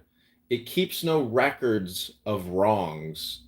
It always protects, always trusts, always hopes, always perseveres. Love never fails." Well, I know what you're saying. I do understand that. But the real world is a harsh place to have to persevere. I get it, but you've already made it. So what I'm trying to tell you is you're still resisting, and thus you're causing friction for yourself. You need to let go and go with the flow. And basically remember that you are the genie. You have that genie power. You can never lose it because you are genie. Mm-hmm. That identifier. It's just your opinion. See, you are looking for what they call like the spirit or the kundalini, which is which is energy, and you miss that powerful energy, and so you want that energy, but you didn't lose it. You've just maybe misplaced it, or you're not working on it hard enough, or thinking that's why I say you could have a mind virus, which is basically you are your own worst enemy, and you have no problems. You just have blockages, and your biggest blockage is somebody who says but, or and. I always make fun of people who say but or and. It's like, oh, you're a but and person. You know what I've caught myself a few times lately, and I said, you don't have to pick that up. You just saw it. That's all. You don't need to pick it up. Let's say it was a thread. You don't have to. Don't do it. Well, because I think I'm on still some, I wonder if I'm coming down from being on such a high alert from doing this last house. Yeah. I'm thinking it's got a lot to do with it. And right now I'm trying to find the landscape person. See, and I'm Mom, not having trust. Mom, the whole thing is a metaphor, because you have to find peace in your brain, in your mind. That is the real house, but the house you're living in is causing a conflict, with your peace in your real home, which is your dome. Mm-hmm. So, let it go. I mean, it will all get fixed as long as the plumbing works. Don't drive yourself crazy. Take it one day at a time. And just live in the moment. You're thinking about 3 weeks from now, 3 years from now, 10 days from now. Just live every day as if it was the last day of your life. But, I'm just saying prioritize, because, you have such an overactive mind that it will drive you crazy, because it's like throwing a ball in a bouncy room. Like, it's too much friction for you. You have to slow, you have too much entropy and friction happening. You need to really deeply relax as much as possible all the time. And don't feel any guilt about that, because not only are you a compulsive thinker, you're a compulsive worker. And so you have to learn to live, in your luxury, in your splendor, in your abundance, and really enjoy every morsel, every bite, and stop, that's why I say you have a friction mind virus that you can't control, or you're not in control of. You have this like secondary mind that is in control of your primary mind. Yeah, just this morning I looked up how to strip the top of this teak desk Mm-hmm. that I found at the curb, and it was actual teak. It's got 6 drawers. It's fantastic, and so I know exactly where I want to put it. I want to start journaling, so I thought I'll put it right in front of the light window and start writing. So I said, oh yeah, just another project to occupy your brain.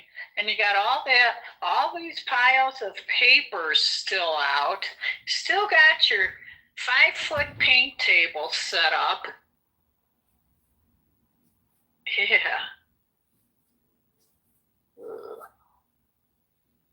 Well, anyway. I don't know. I'll send you an email. I mean, music is a great one other modality, to deeply relax yourself, because in my opinion, that's the challenge that you will have to face every day, which is, how do I deeply relax? Uh-huh. How do I I listen to my classical music all day long, and I put my head right into it, and I can hear the different instruments. I could start dancing in my head to the music as if I was in a movie, and I'm the little elf flying around in the room. I can get into it. Well, then I guess the second thing is, how do you have a deep conversation every day with other people or with yourself? Because if you have it with somebody else in the way that we're having it now, that's basically what everybody wants every day. That's the not a lot people of people I get it. like to commune with. Mm-hmm. And I do have a number of them. I do. Otherwise, I have no interest in the person. Because if you can't take the time to divulge what's on your mind, and you feel trust with the other person, there's no point if you don't have that feeling. Are you there? Yeah, I'm here. Oh. Yeah, that I can find, I've concluded to that. That's why I don't stick around for long with, that even includes family members for me. If it's not there, doesn't mean I still have to be around you just because you're my family.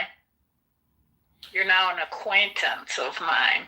Well, that's all fine and dandy. The thing is, are you still personable or kind or joyful? Because what we're really talking about is, how does Gene Kitover be happy all the time? Like, if you could be happy all the time, you would choose that option. But clearly, you're not getting that option, or being able to choose up it. Until sort of this house really took it out of me. Not entirely, but right now something's really got the hold of me. Something. Yeah, well, that's called psychological. It is a thought. And so what I'm saying is, there's a document that says, stop thinking, end your problems. And so you can't seem to stop thinking, is what I'm trying to point out to you. Uh-huh. Stop thinking, end your problems means the more you think and the more you speak about these said problems, the further from the truth you're going to get. You are the ultimate truth, which is the metaphor for your house in your dome, in your brain. Uh-huh. And so, as your son, I'm trying to give you my opinion on how to course correct what is clearly become a problem. Obsessive. A problem for you, because you're not in your flow state. Flow state is the joy state. And obviously everybody wants to be in joy, which is being in love. And so, you may think that your house is the problem, but the problem is your heart, which is, you're not in love, you're not in joy, you're not in flow. And so, as your son, I'm just trying to point that out to you so you can find your tools, to essentially achieve what you're looking to achieve. I did have that male friend who I was sexually hopeful, but he only wanted blowjobs. He didn't use your name, but it was exciting to get dressed up. We would go dancing in public places. In Albuquerque, they have dance outdoors. But it was a negative result because there was no interest on his part of anything other than sort of being his wing woman to go out with and then come over to your house and have a great free meal. But I did miss the aspects of his food consciousness, his mind. He had to always work on being mindful, but he also had psychological. He wasn't sane. He was steady and sturdy for sure, successful, but sane. He had a mental condition. But I missed aspects of that. And it's very hard to find somebody that you can go a long haul with. Very hard. I guess you should know that. Yeah, but nonetheless, it's still up to you to try to achieve joy. And to me, you have to program yourself with words in order to maintain that joy state. That's why I read books a lot. And, to me, that's a very joyful thing to do. It keeps my spirits up. And I think it's because our brains operate off of words, obviously. And so, as your son, I'm just trying to point out that you may be causing yourself all your own problems because you really don't have any problems. You have, in my opinion, you have a compulsive thinking syndrome, which is basically saying stop. I would have to agree with you on that. Isn't that funny? That when I was a kid, I didn't know what my problem was. I could not push and comprehend. I guess it could have been depression. Well, it's not necessarily depression. Your brain automatically responds to everything. What I'm trying to suggest to you is that you be a little more like a hippie, meaning, oh, I have to go clean that up over there? No, I don't. Or, oh, that phone is ringing? That's just a noise. Because it's up to you to try to choose your path of joy. And so, you can use the word depression, but that's just like saying you're not full of energy. And so I'm just trying to point out that you have to, choose your energy, I guess, or do, as opposed to say. It's a mystery to me is how come I can't find joy? Because you're looking for it in all the wrong places. Joy is ultimately within you, but people are trying to use everything in the whole world to try to find their joy when it's already right in their center, which is their heart, essentially, which is love, love for self. There's a lot of this. I know this woman who passed on and she was worth $20 million and she was working her ass off in a retail store that she owned. I said, what are you doing here? Why are you working? You're worth $20 million. You have grandchildren. You're stressing yourself out. You should be at the spa. And she's like, I can't go to the spa. I have too much work to do. And I was like, but you're worth $20 million. But even if you're worth 20, it's invested. it's kind of sewn up for Well, the time. no, I'm trying to point out prioritization. Your body and your health is something you can actively monitor minute to minute. But it's up to you to choose what you're doing in regards to how you're treating your body or where if you're at the King Spa for a 12-hour session of just relaxation, well that's real relaxation. That's a very healthful thing to do. So, you have been grinding your knuckles, fixing and cleaning and perfecting, and that's great, but it's every moment you can still choose right now to seek your joy. I did schedule two 1.5 hour massages in December, starting on the 4th. Yeah, I decided I needed that. And it's my birthday treat to myself. Well, I'm stretching like 4 times a day downstairs on my yoga mats, these nice Thai beds, and I have all the room that I need to fully stretch my huge body. And having that I realized it's like 4 times a day. Every time out of those 4 times, I get the most intense four lower back cracks, crack, crack, crack, crack, 4 lower back snaps. It's like, wow, it's like I can do this 4 times a day, and I still get, an intense rotation and spinal column crack. It's like, God, it's like, couldn't even imagine if some people don't even do this once a day.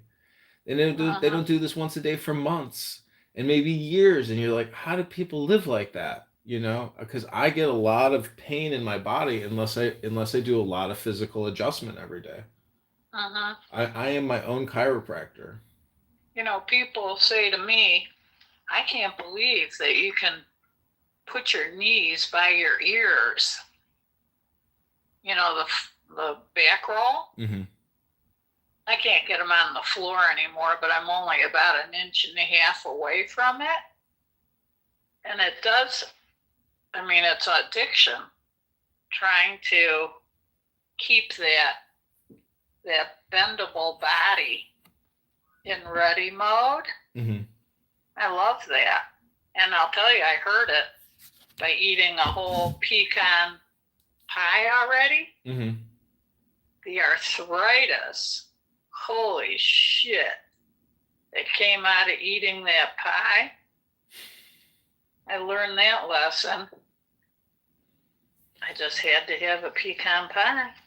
Well, it's up to you to be happy. It's up to you because there's nobody there to really take care of you or protect you or help you. You have to, that's part of it, John. That is part of the stress, is that it's always you. Where do you find somebody else that you can just snap on to help look after you? You get tired of being at only you. And then I say, oh, maybe I need to move into a 55 plus place.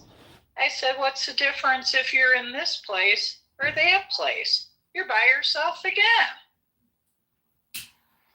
You might be around other people, but that's something you have to seek yourself. Well, if I could give you any strategic advice, if I was your consultant, it's to just remember that you are a but or an and person.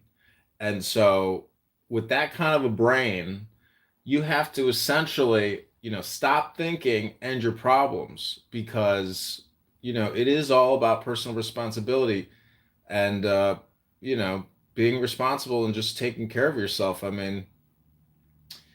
You don't have any particular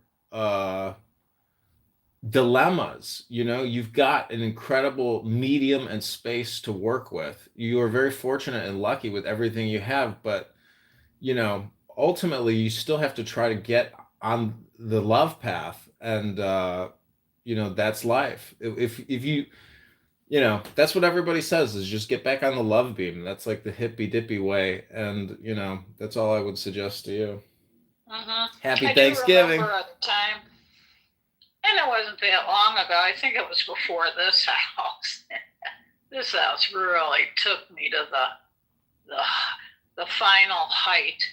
It was the wrong thing to do. It was the right thing to do, but it was the wrong thing at the age to do.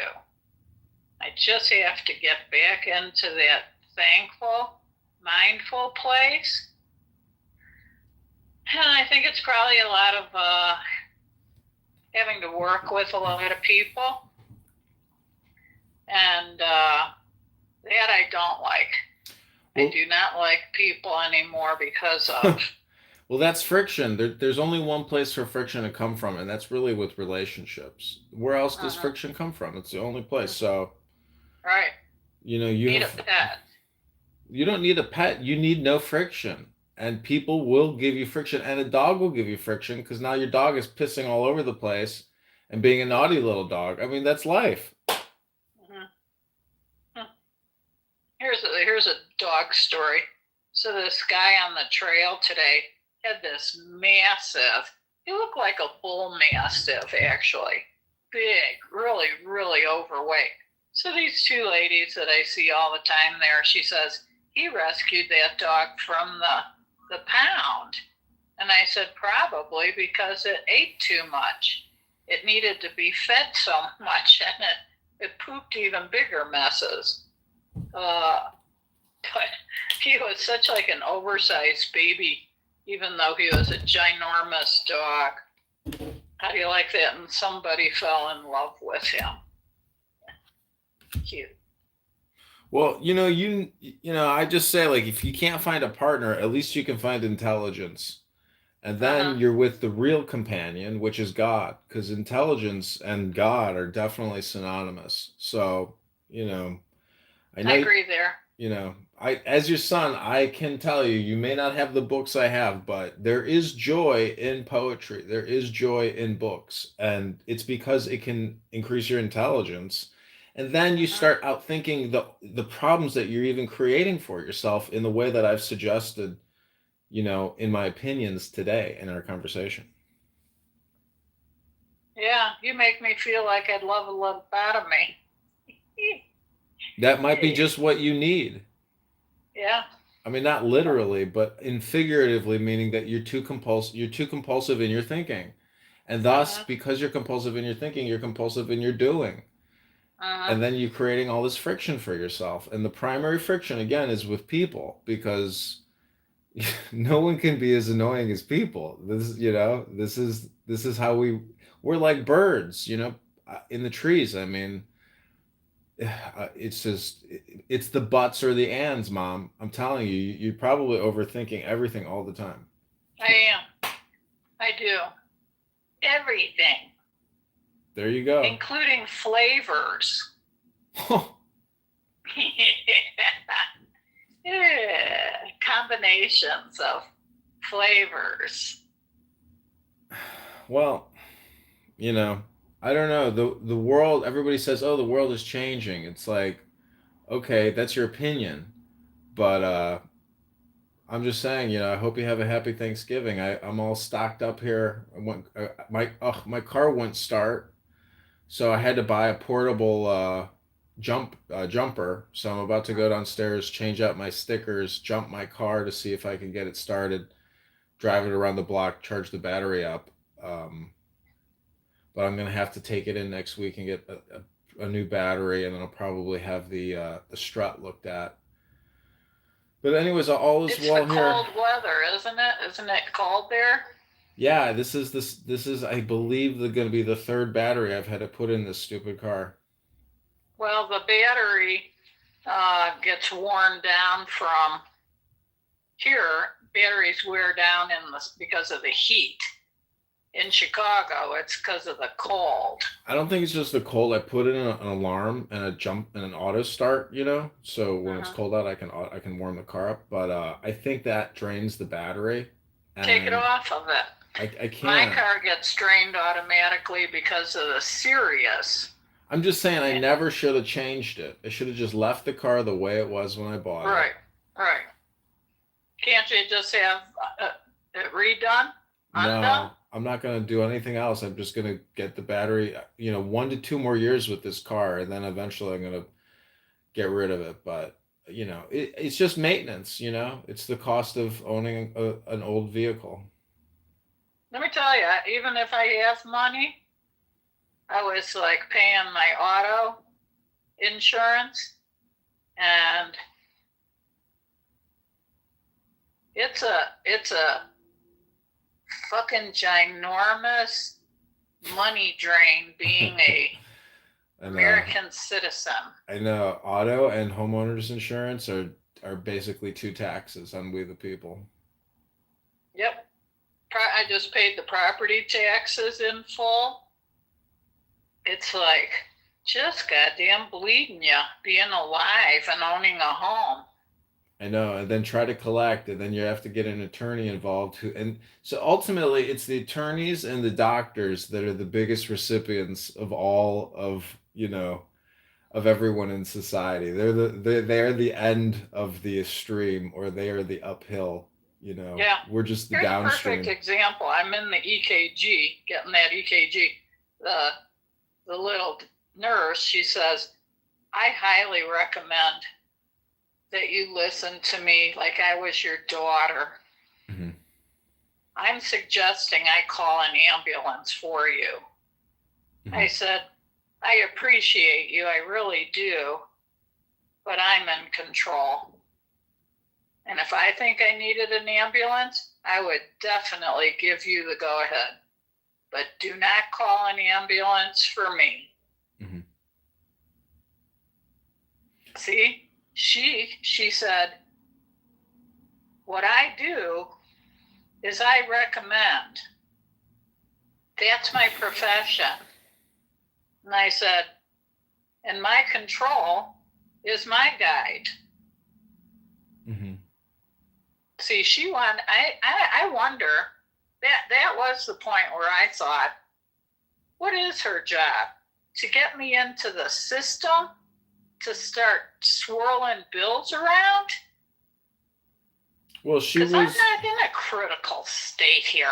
I said on a 1 to 10, where's my EKG at? She says, I put it at a 3. I said, if it was a 7, 8, or a 9, or a 10, I'd say yeah. But a 3? I don't think so. And see, you are like the patient playing the doctor. And so these are all buts or and statements. If you're more aware of your communication, you would see from an outside perspective that you're causing a lot of stress and friction for yourself in your communication. And so, the big key word to always remember, Mom, is communication does manifest into your emotions, meaning that, it's your communication probably which needs work and adjustment, in my opinion. Well, I just don't want a $3,000 bill when I'm not in a critical state. Well, it's like somebody saying, when I die, I'm going to give you, I'm going to make sure you're in my will and get you $5,000. It's like when you're dead, there's no, who cares though? Who cares about your health insurance, your life insurance? Who cares about anything? Because when you're dead, like none of this stuff exists in that state. So people like to do estate planning and retirement planning, and then they drop dead, and it was like, oh, what was all that for? You see what I'm saying? Like, you are essentially arguing your way into the grave. Like, even before you get buried, you're going to be like, I don't think this is the correct way to do this. Like, that's because of the personality you have. And so, I'm just saying, there's that old expression, you are your own worst enemy, and you have to begin to really try to understand that. Mom, you're causing yourself a lot of problems in your communication, not as in you have any problems, but it's my opinion as your son is that your communication has and is a persistent problem for you. Well, It's an opinion, Mom. It's not a Yeah, fact. of course it is. It's And an opinion. I probably couldn't figure that out till I can't figure shit out anymore. I'm dead. Well, you can figure out right now that the more you think, the more you speak, the further from the truth you're going to get. You're extremely argumentative. This isn't a courtroom. You're not live streaming in a court, doing defense and offense against and making petitions. Like, it sounds to me like you're constantly in a communication friction. I would say in a non-trusting, and I live in a non-trusting environment in New Mexico. People can't It's the be wild, trusted. wild west out there. You're dealing with pirates all the time. With being an older woman, the location of this property, and gray hair, age. So listen, here's a swing of quotes I got for my landscaping. 16,000, 6,000, 2,400. Yeah. So that's what I'm dealing with right now. And it's driving me insane. And I say, I don't give a fuck when it's done. I can look at it. It's been sitting there for the last 6-7 months. It could sit there and I can just move from this house. Let the next fucker fix up that backyard. Well, I had the guys do everything here for $1,300, I believe, and they built things with the bricks. They cleared everything, made everything so nice. I was like, wow, that was definitely worth, the $1,300. I mean, they laid the brick in the front, and like it was worth. They got that was the good price. Couldn't have gotten any better with those guys. They did a really amazing job. Because you allowed that trust to flow. I have very little trust here. That's part of the thing I dislike about living in New Mexico. And just about everybody says that. If I met somebody that I really could trust, I'd leave here in a heartbeat. In a heartbeat. Yeah, but that is a but or an and statement. Every time, listen, you're now on my but or and show, and every time I hear a but or an and, I'm going to point out, that you're projecting. Because you're taking your shit with you. Good luck. You are a but or an and person. You keep looking for this knight in shining armor to trust, but the truth is that's within you. I got all the trust in the world in me. I know, but then you don't have to worry about the trust or finding somebody else to carry, the water with you or for you. I mean... Right, I gotcha. Yeah. You know where you can trust people? In the nursing home. No, yeah, right. Keep you alive. Yeah, right. Are you kidding? Keep flowing your for you. Oh, do you know how many people, Mom, are in nursing homes that have absolutely nobody on the outside to even look after them or care for them? They're totally alone. They get abused by these crazy nurses. They get poisoned. They don't get bathed. Like, there's a lot of neglected people because nobody really will love you, and so I'm just saying there's a lot of really sad cases out there, but that's not you. You have your genie spark. It's carried you. How old are you now? 72 in December. Yeah, so it's within a month you're going to be 72. I mean, that's a big accomplishment. Like, you've got a great track record. So in my opinion, all your worries or anxieties should be sublimated and disappear because it's all self-induced in a way. Listen, here's the new one. If I got to live another 34 years, like Grandma and Grandpa, I want to kill myself by 80. Well, see, this is a but or an and statement again, and welcome back to your show. This is part of this is why I say you have a communication dilemma. Do I want to be annoying with buts or ands, or do I just want to be in my flow state, enjoy it? Or do I want to create friction with people? I'm not saying I have any friction with you. It's just my opinion. Again, I'm trying to give you a consultant opinion, so you can say, you know what? My fucking kid is right. I am overthinking everything. I'm just going to shut the fuck up. Maybe I should start drinking. No, that's absolutely the wrong answer. Well, no, if you do that, you'll become even more annoying. I've experienced that with you, where then you can't shut up. But if you did that at home in your safe space and you were just on your phone, okay, well then that's a safe space. But you don't want to put yourself at any risk. Maybe I should go to church on Sunday. I keep on finding an excuse. Well, this is a but or an and statement again. I will just remind you, we are not what we say we're going to do. We are what we do. And that's life. We are what we do. That's who we are. That's who you are. You did this house. You did that house. You did this job. You did this. You did that. That's who you are. That's who the real you is. That's my identification. Or remodels. My middle name should be Jeannie Remodel. Well, that's your medium. That's your art. You have blessed a lot of people with incredible living spaces because of all your work. Yeah, I hope so. I hope they like those modifications I made. Trust me, I like this modification project a lot. There's nothing more important than your house or where your living space. It's because it's basically an expansion or extension of your consciousness. I agree. You should see the dream I'm coming up with right now.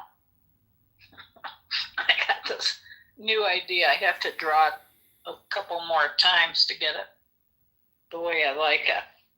But that's what I'm doing. I'm building a fence for the side yard because I got a $650 rain barrel. It's 100 gallons, and I need to protect that so nobody walks off with it.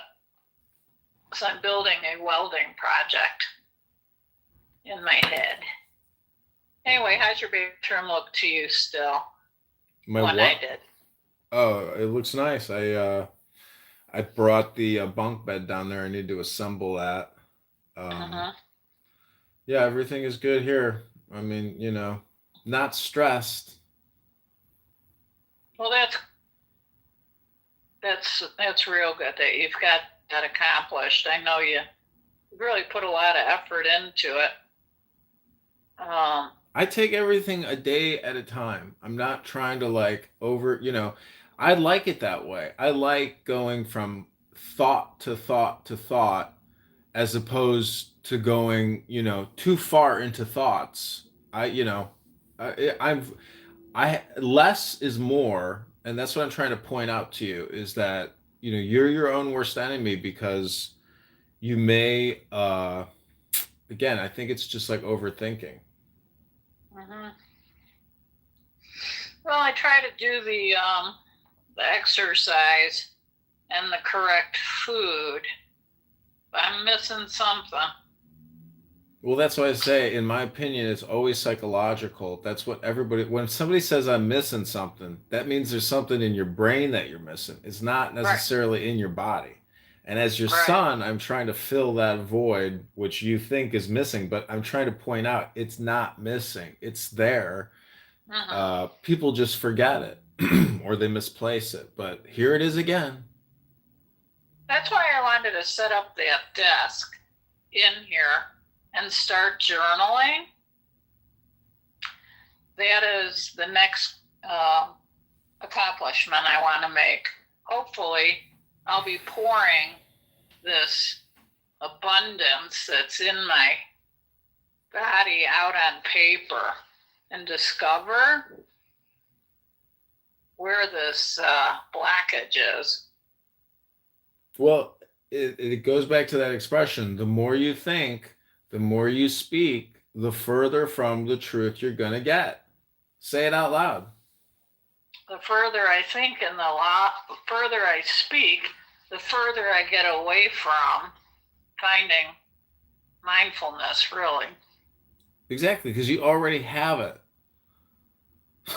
That's what I'm trying to point out. You're a but or an and person. You say, "Oh, I got it," but no, there's no buts. It's like the movie Star Wars. No try, only do, and thus. Well, that is how I live. I don't live with buts. I tackle buts. Well, that's true, but in your communication, your words, your thinking, and your speaking, you are a but or an and person. And that causes emotional, physical stress in the body. And so, when you went to the hospital, nobody said, you know what, we're going to do a breathing relaxation exercise with you for 10 minutes. Take the deepest breath of the day. You didn't get that stuff. I'm going to call you an ambulance. I'm like, no, you're not. You're so far into what you got taken, through medical training. That what I've been doing, I brought this shit on myself through my mind and my physicality. You're learning, and I don't need an ambulance. I can get this shit off my back as soon as I get out of here. I can. Well, it sounds to me where they do breathing. I do believe in breathing. I do need to have that. Oh, well, let me just send you these CDs by this guy, Dr. Marty Rossman. It's like each one is 60 minutes, and he leads you through a guided breathing and visualization exercise. It's unbelievable. It is unbelievable. No, don't do that. I'll get a DVD and put it in my Bose and sit right there on my living room Oriental rug. Yeah, do that. That makes me feel a lot better.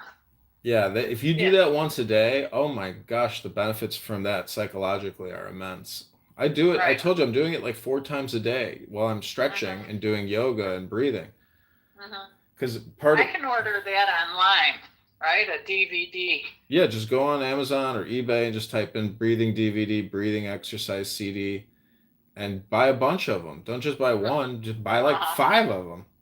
Yeah. Okay, I'm gonna do that. Thanks for that. Well, you thank yourself and tell me after you do it. Here we go with the buts or the ands. Okay, I will. Do it. I will. All right, happy Thanksgiving, Mom. I'm going to go. Wait, I want to say one thing. My sister Pat was looking out her window, and she says, "Oh, look at that. There's 7 turkeys."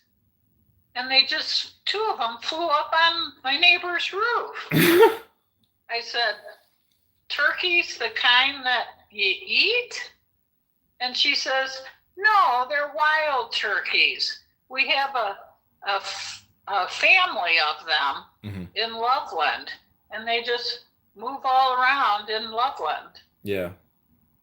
I've seen that in Michigan, Wisconsin. They are vultures. Oh. They can be nasty and they can attack you. I'm kind of for taking a shot at it's easy to think that they're pests, but in my opinion, they're probably pests. I saw 3 sandhill cranes nibbling in this reservoir today, and I said to this man walking, I said, "Man, we see a lot more sandhill cranes normally."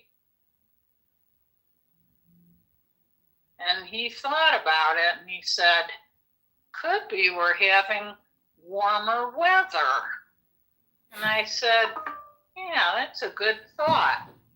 And I'm looking at my temperature, it's 60 out. So there you go. We are having warmer weather. I hope we don't have hotter summers here. They're hot enough. Well, I like to say that my mom says that talking about the weather or politics is the lowest form of conversation. But Mom, you have to try to remember, how do I create more peace in my life all the time and right now? And, I hope you have more peace and joy the rest of the year leading up to your birthday. Thank you, John. Thank you. I hope you said hello to your sister for Thanksgiving. She's entertaining and it could be stressful for her. Well, just be thankful that you're not a part of that stress, that you have your peace and your joy right now. Because, that's the whole point. I mean, a lot of people, they get a lot of indigestion from Thanksgiving, from Christmas. They overeat, they argue, they get emotional, they drink too much, and they cause themselves huge health problems at this time of the year. A lot of people croak. A lot of people croak at this time of the year. This is their last party. Yeah. All right. Well, thanks for the great conversation. It's about the best one I've had with you in a long, long, long time. Thank you. Okay, I hope you enjoyed it. Happy Thanksgiving. Thank you, Senna. You have a good day. Make yourself dinner, will you? Okay, I got a great dinner. I got wonderful food in my fridge. Have a Bye great now. afternoon. Take care. Bye. Love you. Bye.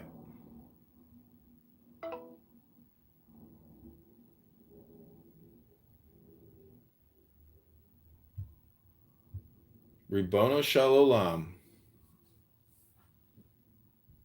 Ribono Shalom.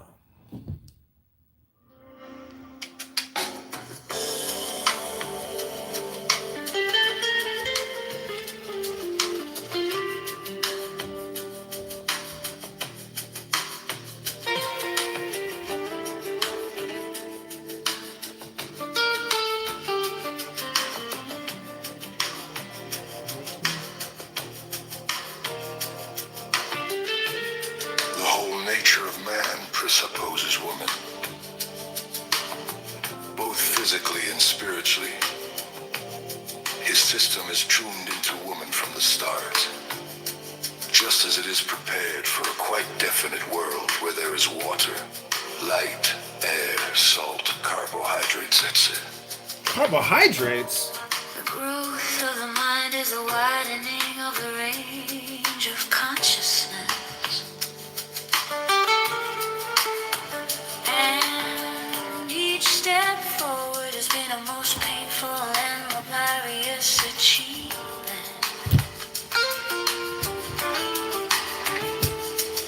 All ordinary expression may be explained causally, but create expression, which is the absolute contrary of ordinary expression, will be forever hidden from human knowledge. The meaning and design of a problem seem not to lie in its solution, but in our working at it incessantly. No psychic value can disappear without being replaced by another of equivalent intensity. In all chaos there is a cosmos, and all disorder a secret order. You can take away a man's gods, but only to give him others in return. Reason alone Does not suffice. primitive superstition lies just below the surface of your nose. Tough. You know I'm a damn Packers fan. Don't do that. Fight against it, who are All the goddamn day. to its suggestive effects. I like that song every time by Cardi B.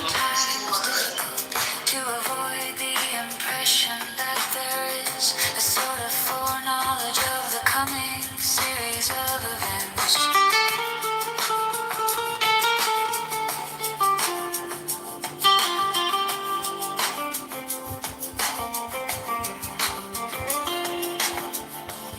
The whole nature of man presupposes woman. Both physically and spiritually, his system is tuned into woman from the start, just as it is prepared for a quite definite world where there is water, light, air, salt, carbohydrates, etc. The growth of the mind is a widening of the range of consciousness. And each step forward has been a most painful and laborious achievement. All ordinary expression may be explained incausally, but create expression, which is the absolute contrary of ordinary expression, will be forever hidden